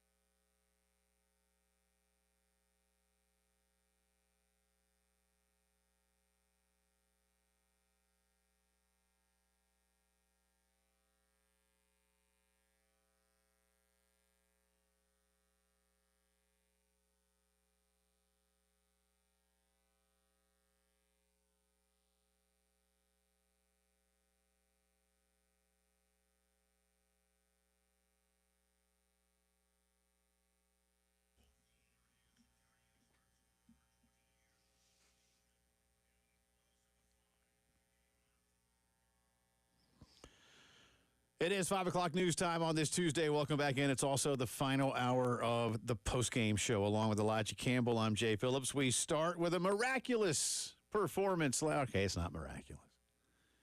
But the Atlanta Braves ended their 7-game losing streak last night, beating the Milwaukee Brewers Buddy, it feels miraculous. by a final of 7-1. Chris Sale got the victory for Atlanta. He had a good day. Yeah, he was went 7 innings. Just allowed 5 hits, 1 earned run, struck out 11 while walking only 2. Puts him well north of 100 strikeouts on the year now, too. Ronald Acuna hit a home run last night. Matt Olson hit a home run last night. White had a home run last night. So the Braves did all right, man. They scored some runs. They had great pitching, and they won a baseball game. They'll do it again tonight in Milwaukee. That's right. Everybody stand up. As I say, every time he pitches, Grant Holmes, his hair and mustache will go tonight for the Braves. Which means they're going to win. Grant is 3-4 with a 3.99. I wish that were the case, but his record says otherwise, sir. Well, guys who dress and look like Kenny Powers automatically should be favorites. I don't disagree. Well, and you know, I more on that in just a moment. Grant is again 3-4 with a 3.99. 68 strikeouts in 67 2/3. That's pretty good right there. Quinn Priester will go for Milwaukee. He's 3-2 with a 3.88. 36 strikeouts in 55 2/3. But to your point, Elijah Campbell, the Atlanta Braves are the betting favorite tonight. Because your pitcher looks like Kenny Powers. And the pitcher you're facing is Grant Priester, not Grant Popester. So you're a couple ranks down there in terms of Atlanta is minus 125 to win to Milwaukee's plus 105, and the ESPN matchup predictor goes 52-48 for the Braves. There's still a better baseball team than most of the National League with the roster. That's the crazy thing. They just haven't played like it. I know why. It's just weird. I might not bet on the Atlanta Braves to win tonight's game. Let's put it that way, especially if I've got to put down 125 to lose or to win 100. Well, you're not going to lose. You're going to win because Grant Holmes and his hair and mustache are on the mound. I'm pulling. Hey, I that's hope all that's the case. analysis you need in this game, Jay Phillips. It's all you need. They're sucking the fan life out of me, and it's hard. But they won last night. That's all I can ask for, right? That's all you can do is win the next one. And you win the next one, and then you're getting closer to a winning streak. I think we've determined. I'd like a winning streak. 3 constitutes a streak. Unless you're the Colorado Rockies, and 1 will suffice as a streak. Atlanta is 2 games behind Washington in 4th, and now 13.5. They're 2 weeks out of 1st in the East, man. But there's still a lot of weeks to play. I know. I'm trying, man. Maybe the Phillies and Mets both end up getting caught up in a gambling scandal at the same time, and they throw the rest of the season.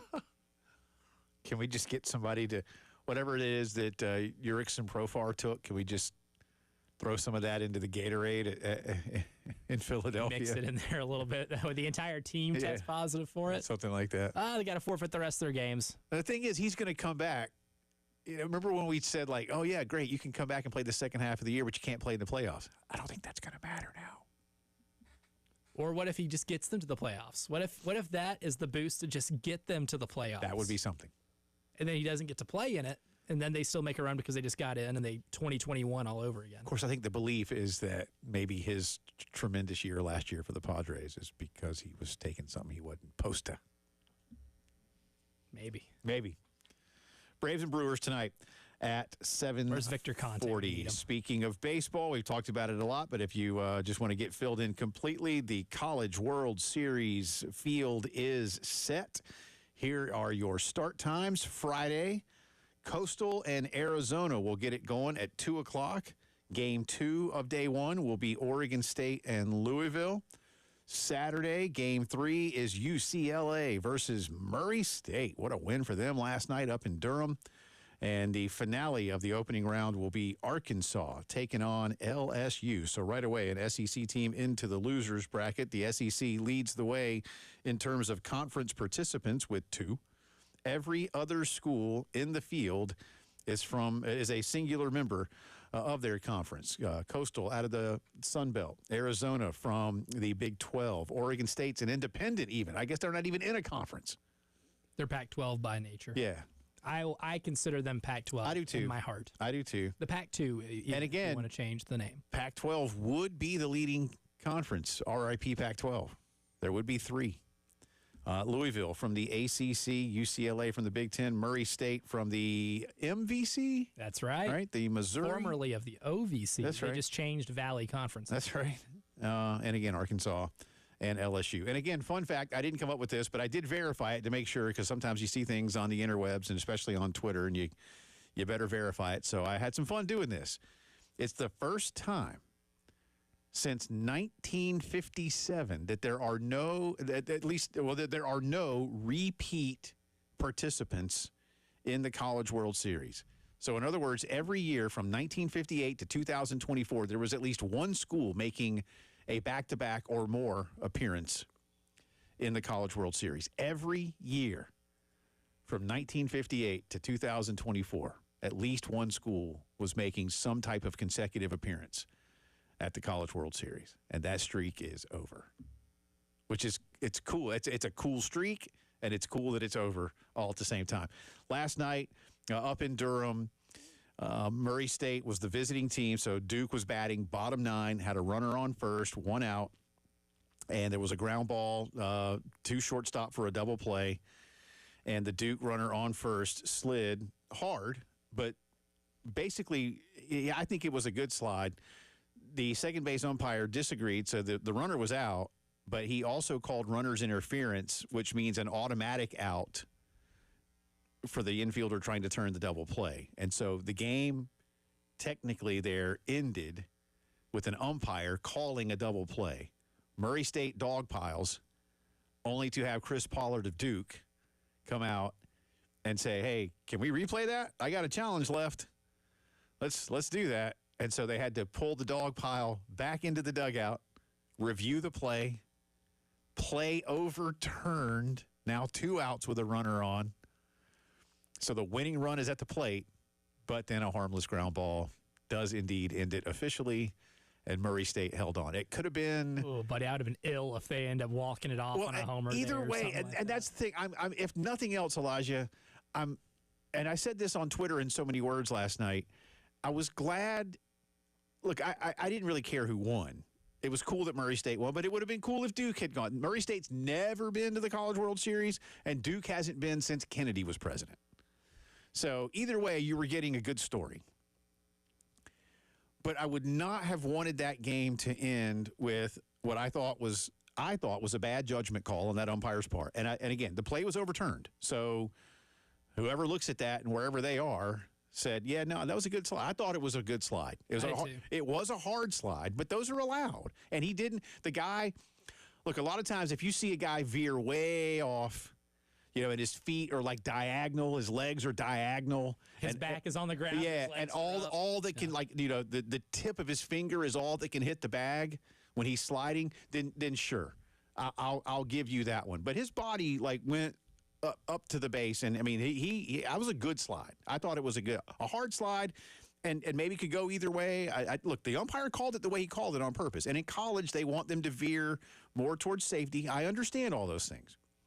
But I'd have hated to see Duke's season end on an umpiring judgment call like that. So I'm glad it didn't. But at the same time, I would have hated it for Murray if, say, as you pointed out, what if Duke hits a 2-run bomb and they win 6-5? After celebrating that you thought you were going because the umpire made a decision. Mm-hmm. So at least it was an old-fashioned ground ball to get you out that got the Racers into the College World Series. So that part of it I was okay with. By the way, Chris Pollard this morning was named the new head coach at the University of Virginia. So after a terrific run at Duke with 4 trips to the Supers, no Omaha trips, obviously, but 4 trips to the Supers and a few other trips into the NCAA tournament, he will be, and it is a step up. I know it's in the same conference, but it is a big step up. Virginia is under Brian O'Connor.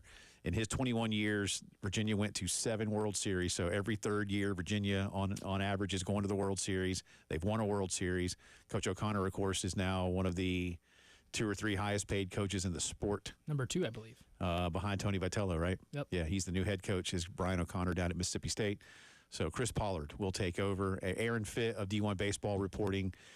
Chris is from the central Virginia area, not sure exactly what town, but he said getting closer to his roots and that always admired the job. It's a good job. Virginia takes care of their baseball program. And again, this year, not a great year, but 23 and 24, they were at the World Series.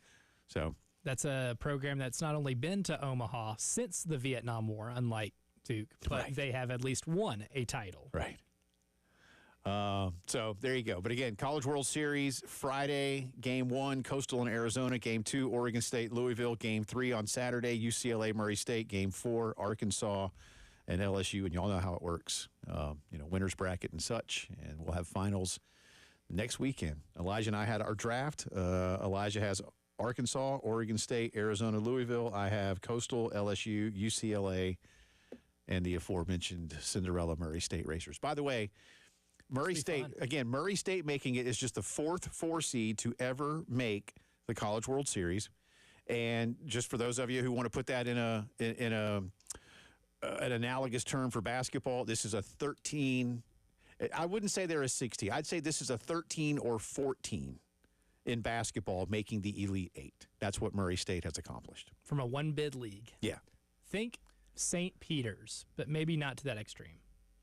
When St. Peter's went to the Elite 8 back in, what was that, 23? 22? No, 22. It was 22. Yeah.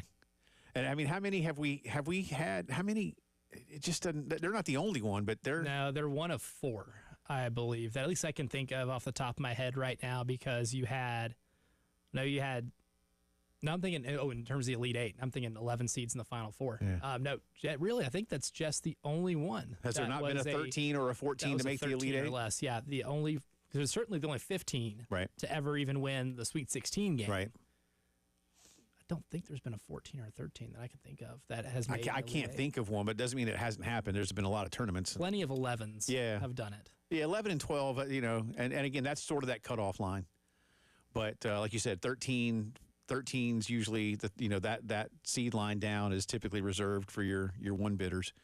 That's what Missouri Valley is. And in 2008, just to think can they win? 2008, Fresno State was a 4 seed and won the College World Series. Now, you and I were talking this morning. Fresno State, I was like, man, what was the seeding like for Fresno? Because Fresno State's not some. I mean, that's a big school, and they're good at sports. Aaron Judges, yeah, they're good at sports. At some smaller school, but I wouldn't consider Fresno State Fresno State. Good athletics programs. They wouldn't be a 13 or a 14 in basketball, would they? And the Mountain West is a great basketball conference. They'd be an 11 or 12. They'd be an 11 or 12. Yeah. And there's a big difference there. Mm-hmm. Significantly. Yeah. So there you go. Fresno State, great athletic pedigree, as we learned this morning. Yeah, we were talking about that. Like, we're just coming up with but I get Aaron Judge. I didn't know Aaron Judge went to Fresno State. Yeah, Aaron Judge. In fact, if you had said, I said, if you had told me, or if you said, hey, Aaron Judge play college ball, I'd be like, nah, man, he probably went right out of high school. He was too good. But obviously I was wrong. So Aaron Judge, Paul George. Paul George, I knew. Like, that's the one I think of more than any of these Devontae days. And the Adams. Cars. Not the band from Boston, but the Derek and David. Yes, Carrs, two R's. Two R's. Yeah, the Cars, Rick Ocasek and such, are from Boston, and they're a band. Although they might have played Fresno State at some point. I'm sure they've been to Fresno. Look that up, Elijah. Yeah. How many times did the Cars play in Fresno? Go to Fresno. Somebody's got that information readily available. I guarantee it. That's our integrated media headlines of the day. 803-948-8327 for all your home theater needs and so much more. Maybe you want to listen to the Cars. Do it better with integrated media. All right. Start bench drop today. Big wins for the Gamecock football team in Clemson. 1984, 1994, 2012. We'll have some more fun with that and revisit a little of what John Whittle told us as the Gamecocks try to get better in baseball and get back to Omaha. By the time they get a chance to do it again, it'll have been 14 years? Somewhere in Middle America. Oh, boy. All right. You're listening to the Postgame Show.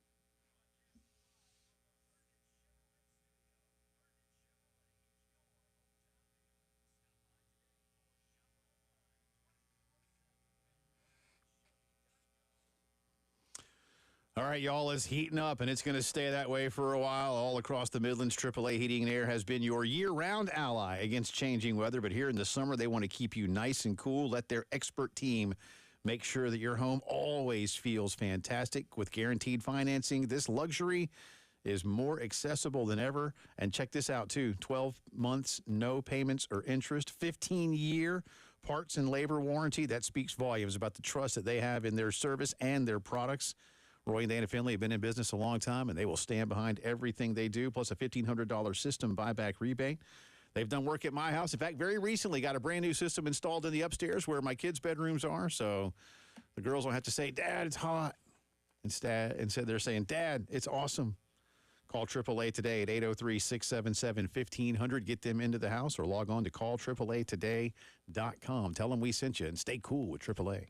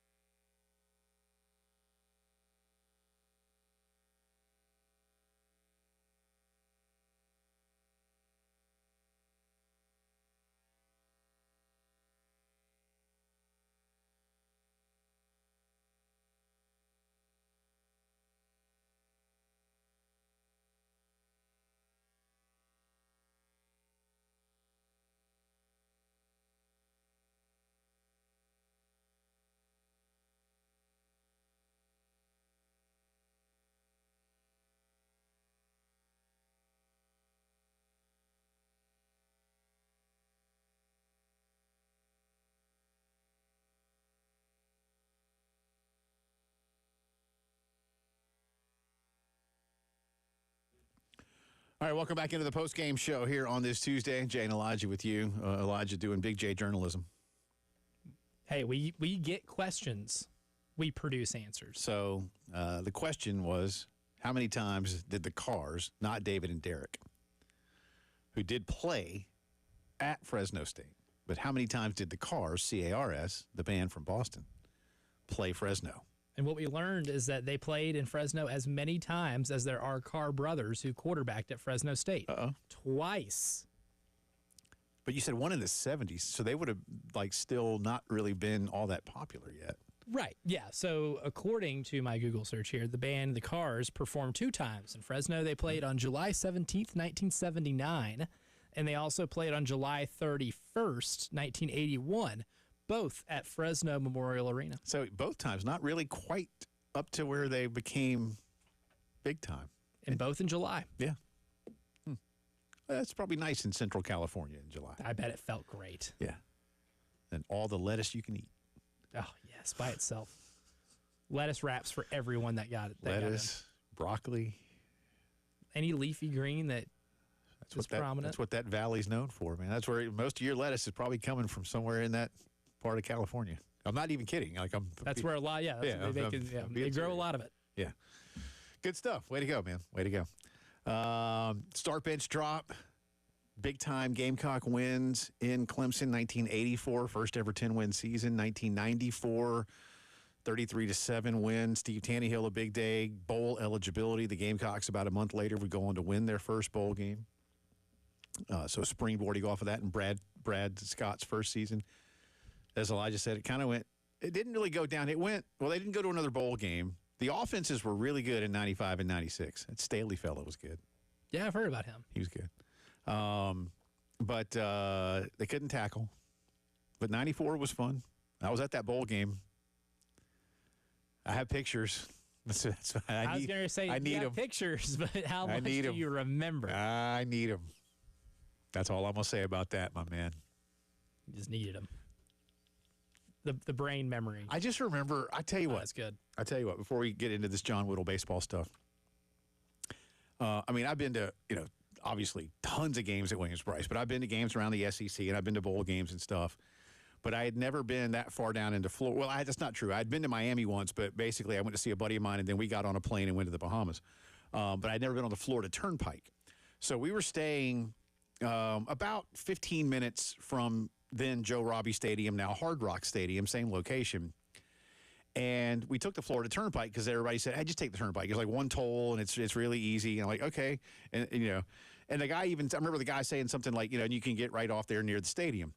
Elijah Campbell, you get off the Florida Turnpike at Joe Robbie Stadium, and you don't exit near the stadium. You exit into the bleeping parking lot. And I was like, you got to be kidding me. Beautiful. I was like, this is amazing. I was not prepared for that. For that level of convenience? I was like, wait. And I was like, y'all, we're in the parking lot already. Like, this is great. This is fantastic. Right in there. It was awesome. Why can't every stadium be Yes. Yes. I couldn't believe it, man. You exited into the parking lot. I was like, this. This is how you operate things savvy. At this level. That's savvy. So, anyway.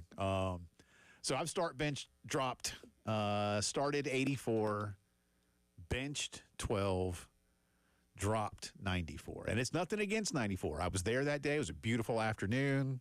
There were big win. More Gamecock wins that year against Clemson than there were World Series games played. Look at that.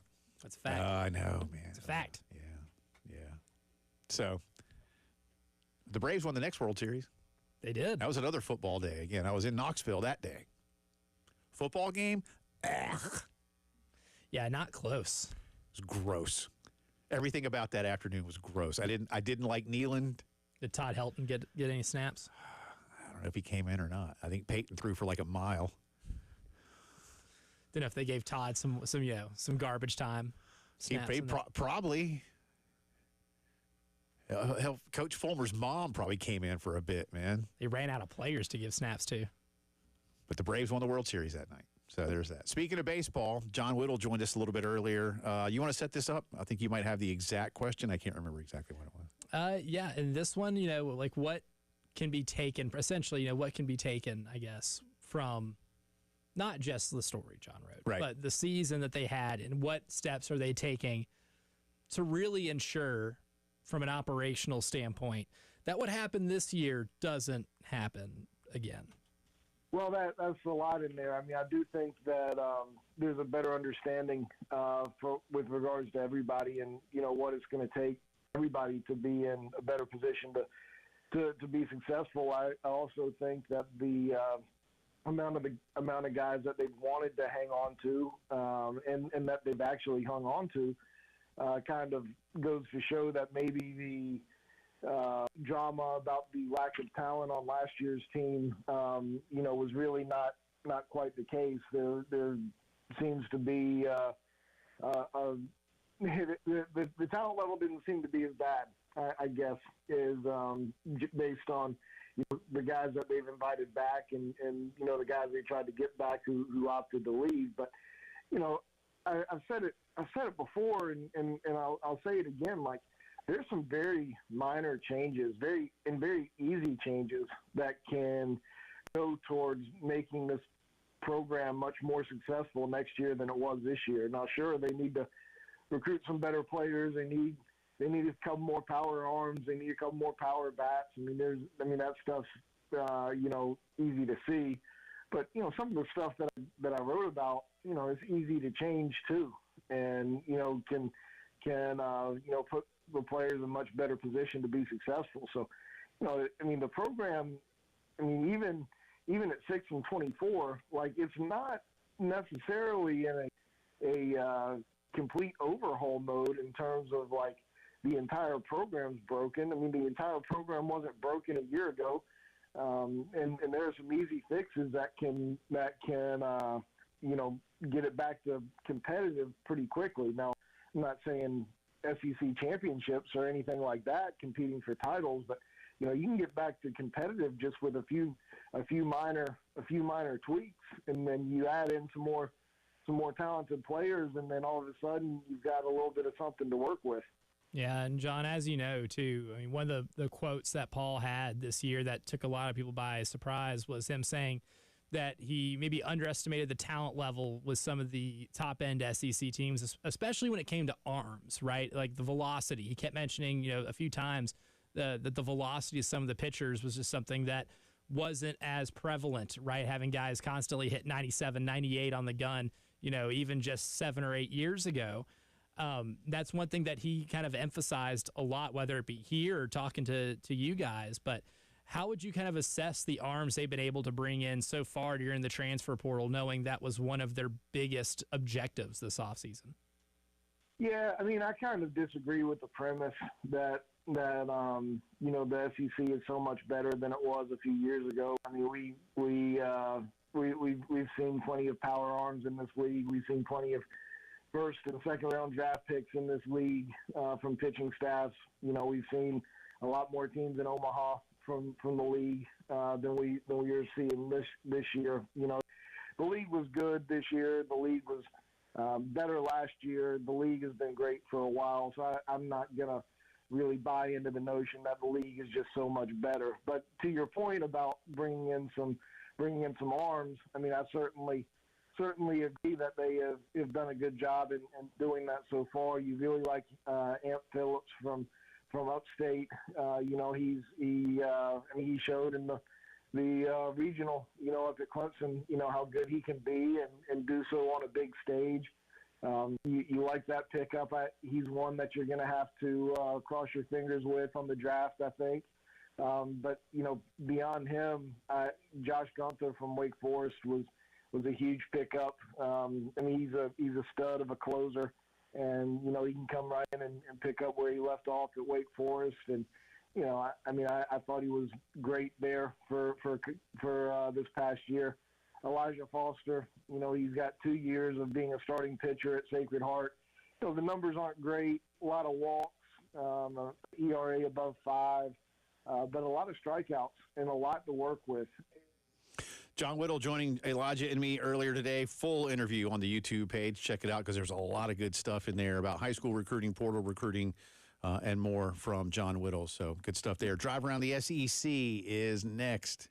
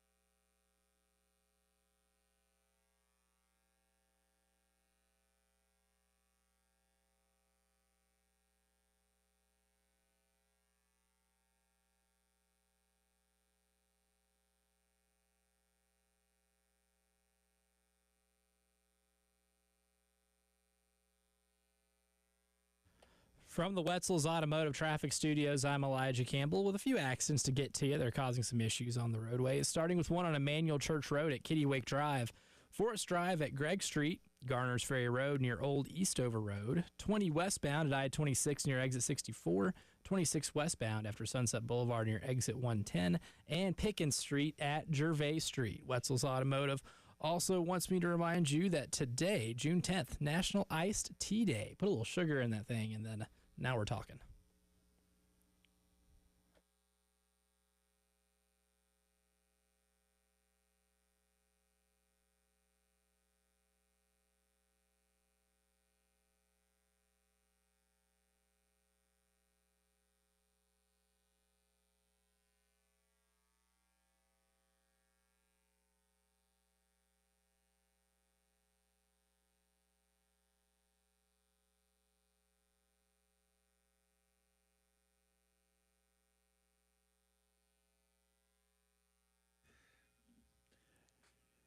It is Drive Around the SEC time. Welcome back in. Jay and Elijah with you. We got to finish Jay or Nay at some point, but we won't do that right this second. We have to drive around the SEC first. Once again, we'll get you set up for the College World Series.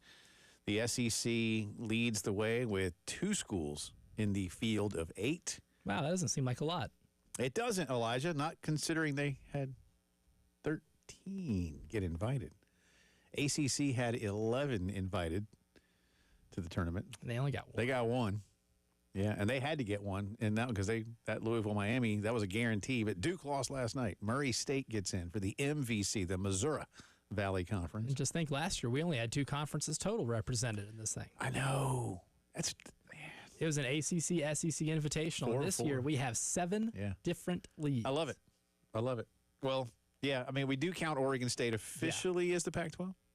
RIP Yes. Pac-12. Again, Pac-12 would be leading the way if the Pac-12 were still the Pac-12. Others may not consider it a league, but I am spiritually. Arizona, Oregon State, and UCLA are Counting in it. the field. But now Arizona's in the Big 12 and UCLA's in the Big 10. And Oregon State only played 19 home games in the regular season. But they won their home games, at least most of them, in the playoffs. National seed, too, man. It's quite a story. And they have 3 national Amazing. titles. That's a program. That counts as a program. That's a program right there. But, again, fun fact about the College World Series. I mentioned this a few times today. I didn't come up with it. I just verified it to make sure that somebody on Twitter wasn't just making it up. And they weren't. This is the first time since 1957 that there is not at least one school making a repeat appearance, consecutive appearance, in the College World Series. Some years there have been a few schools that made consecutive appearances. And some years, like Southern Cal and LSU and Florida State and Miami, they had like 3. Texas had like 3, 4 trips. Carolina has 2 3-year runs and a 2-year run. Mm-hmm. Separate. But, A lot of instances of that. But this year, no repeats at the College World Series. That's cool, man. That's good. Love it. Coastal versus Arizona on Friday. Oregon State versus Louisville is Game 2 Friday night. Game 3, UCLA versus Murray State Saturday afternoon. And the final game of the opening round is Arkansas and LSU. That will be Saturday night at 7 o'clock in an all-SEC affair. And again, we don't know, not been confirmed, that Greg Sankey has filed a complaint. Someone's always going to complain. So ESPN has taken their own FPI numbers. We'll have the EFPI later this summer. That's right. But the FPI numbers, they've used them to create the predicted order of finish with a percentage chance of winning the Southeastern Conference this coming football season. You want me to go from back to front or front to back? You like going back to front, don't you? Yes, I do. All right, so we'll go back to front.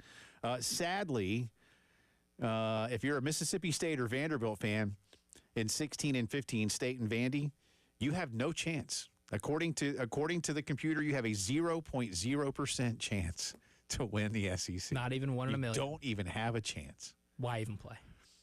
Kentucky is 14th with a 0.1% chance. 0.1%. Not 1%. A 0.1% I'll correct them to say 0.0 because there's no way. Arkansas in 13th, a 0.5% chance. That's a whole half which is percent. considerably greater than Kentucky's chance. That's 5 times greater. Yeah. Missouri has a 0.6% chance in 12th place. Now we get into some teams with a real chance. Florida, 11th, 1%. They cracked the 1% barrier. Oklahoma, 1.2% in 10th. 1.2% chance to win the SEC. South Carolina in 9th. 1.8% chance to win the Southeastern Conference. Almost at 2. Auburn is tied with Carolina at 1.8. I think that one's laughable. Mississippi is in 7th with a 2.8% chance to win. LSU in 6th, 3.5% chance. That's it. That's it for LSU. That one seems... That feels a little low. Very low. Feels Don't a like little that. low. Tennessee in 5th, 4.2% chance. They know Tennessee lost their quarterback, right? This computer know? Did someone feed that info to the computer? Here's the one that made me laugh the most. I'm serious. Texas A&M in 4th. Now, it's not a great percentage over Tennessee. Texas A&M in 4th, 4.3% chance. Yeah. They have a 100% chance of going 8-4. Give me the 93.7, please. Now we get into the teams that do have an actual chance to win this thing. Alabama in 3rd with a 17.2% chance to win the SEC. All right, that means 2-1. Who's 2? 2 would be Georgia. Georgia is number 2, Elijah Campbell, and a much greater opportunity than Alabama. Georgia has a 26.9% chance, better than 1-4, to win the Southeastern Conference, and that leaves the Texas Longhorns, who did not win the SEC championship game. They did win the SEC regular season title last year. Texas, 34.1% chance to win the SEC. I'd agree with that part. Yeah, I think Texas is definitely the favorite going into next year, and I'm not going to be surprised if I end up voting for Texas to win the SEC once we get to Atlanta for media day. Yeah, I haven't. That's my hypothesis. Nothing set in stone. Yeah. I'm probably, once I start doing more homework, I'm probably still a Georgia lean just because Georgia's good at beating Texas. That is true. They did it twice last year.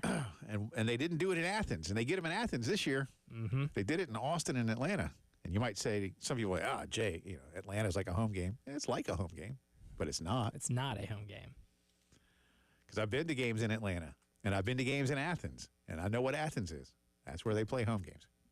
Just saying. Georgia Tech actually had a closer game at Georgia in Athens than Texas did at home against Georgia. That's right. So there you go. A&M, I get the same computer picked A&M to go 8-4, which that bing ding ding ding ding. That's 1,000%. Spot on. 1,000%. I would bet a lot of money on them going 8-4. Yeah, I would.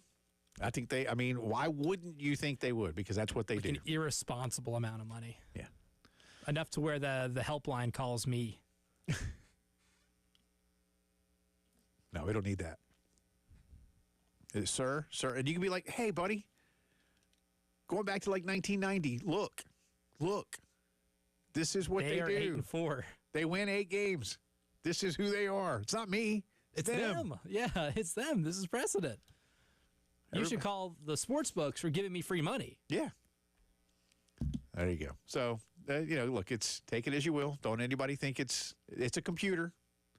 This isn't Herbie and Fowler and Reese. No, we don't have to rage against this machine. And Coach and McAfee and Dez. This is a computer. Carolina, they're just 1.8%, tied with Auburn. Yeah, see, I want to fight this computer for that alone because I'm not believing in Auburn. All right, we'll come back, get you final numbers on start, bench, drop. Again, start, bench, drop, 1984, 1994, 2012. Gamecock football wins in Clemson, all with some significance beyond just beating Clemson. Jay versus the internet. And can we finish up, Jay or Nay? Do we have all? Can we fit all of that in? Ooh, I don't know. I might have to save some of the J or Nay for tomorrow. All right, we'll do that. We'll see what we can do. But whatever we do, we'll do it next.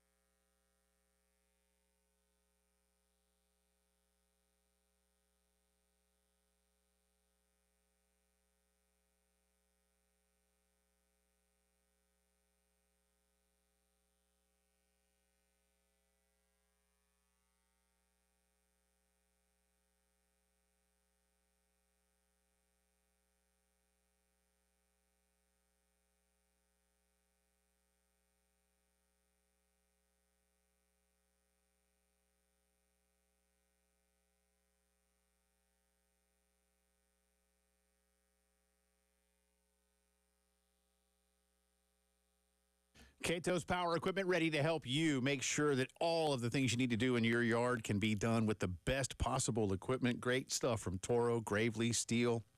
If you love what you have and you need to get it fixed up a little bit, take it to the Cato Service Department. They will get you in and out real quick. And especially you guys that do this for a living and you know who you are, Cato's makes sure that you have everything you need. And now so many things, too, that are battery-powered make things a lot more efficient. That's great for the home landscaper.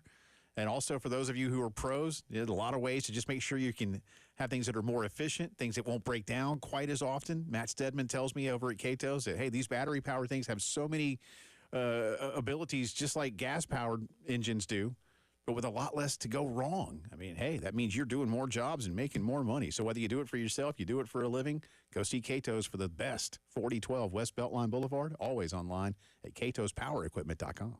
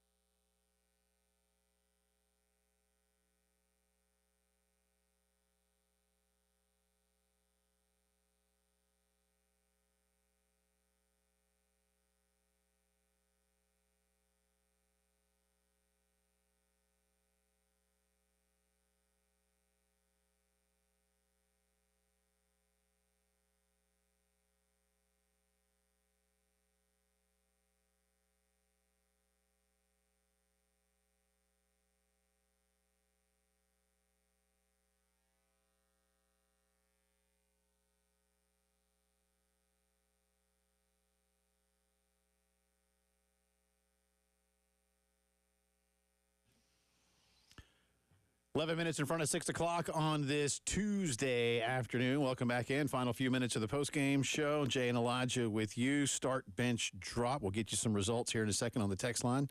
Still got a minute or two to get them in. 803-404-6100. Start, bench, drop. 1984, 1994, 2012. Gamecock football wins at Clemson.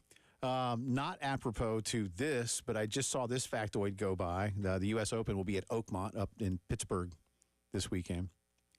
Oakmont has the highest scoring average per round of any major in the Masters era. 75.9. So basically, the average round in a major at Oakmont is a 76. The Over par. average round. Dan Patrick this morning predicted an over par winner. Ooh, I like that. He might be right. That might have to be a Jay versus the internet question once we get to Friday. And then he said, you can lose a small child in the rough.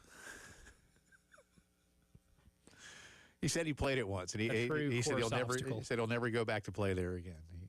He said it ate him up, like 15 years ago. I don't mind a hard golf course. I like mixing it up to where one is incredibly hard. But I just don't want to go to a place where I might have to pay a lot of money, and I leave going, that sucked. It was beautiful, but it sucked. Like I don't want that. A golf version of a slugfest. All right, you got a few more on the start bench drop that you want to get to here before we? I'll say the most that we've gotten, the most popular response is starting 84, benching 12, dropping 94. And that's what I did. So and a lot of that came late. Most of our early entries were starting 2012, benching 84, dropping 94. Okay. So the common denominator is that 94 is getting dropped. Yeah. Heavy interchange here between starting 84 and 2012. I get it. We thought about putting 92 in there. The reason we didn't is that it didn't get Carolina to a bowl game. 94 got Carolina to a bowl game. But 92 was fun because that was Steve's first game when he signed the paw. Get his thing up in the air and all that. So I don't know if that would have helped. I don't know. Anyway, good stuff. But 84, man. And Elijah watched the whole game this morning. Oh, it was awesome. That's good. I found you go on YouTube, you just search Carolina Clemson football 1984, and some brave soldier put up the video itself is like an hour 37, so they cut out the commercials. They cut out a lot of the the stuff in between plays. And again, if I remember correctly, like I said, I remember watching that on a closed circuit thing, not on television. So I don't know if it was like a tape delay. Might have been like a tape delay. Because there weren't a lot of TV games back then, man. No. There really weren't. So, good stuff. All right, Jay versus the internet time. How did I do yesterday? You went 1-2, I believe. Yeah, let's look. Yeah, was not fantastic. No, you went. Let's see, Panthers that was from Friday. Yeah, you went 1-2. You're now 19-28 for the season. Me and the Braves both at 9 under. Yeah, both at 9 under 500. Yeah, so you guys are mirroring each other. The internet picked up a game on you. They're 25. Because the internet chose Murray State. I chose Duke. I wasn't against the Racers. I chose the home team. You guys both got the Panthers right, though. They bludgeoned. Yeah, the Panthers did not have to break much of a sweat, even on the ice. No, not at all. That was brutal. That was absolutely brutal. Edmonton didn't know what time to play, right? They just decided to fight everybody, and that's not their forte. Yeah, not in the. You guys both missed the under on Braves over under 4.5 because they put up 7. Yeah, they did, man. I was not expecting that either. So tonight, who has more total bases between Austin Riley and Christian Yelich? Well, Riley's been terrible. So who has more? Yep, more total bases. Well, give me Yelich. Jay goes with Christian Yelich, and with 60% of the vote, very close, the internet says Austin Riley. Yeah, see, they're Braves fans, and I am too. Speaking of Braves and Brewers, will there be a run scored in the first inning of tonight's game of Braves-Brewers? Nah. Jay says no, and with 62% of the vote, so does the internet. Okay. And lastly, which NL East team will score the most runs tonight in their game? I'm excluding the Marlins because you can only have 4. Will it be the Braves in Milwaukee, the Nationals or Mets against each other, or the Phillies at Wrigley? Ooh.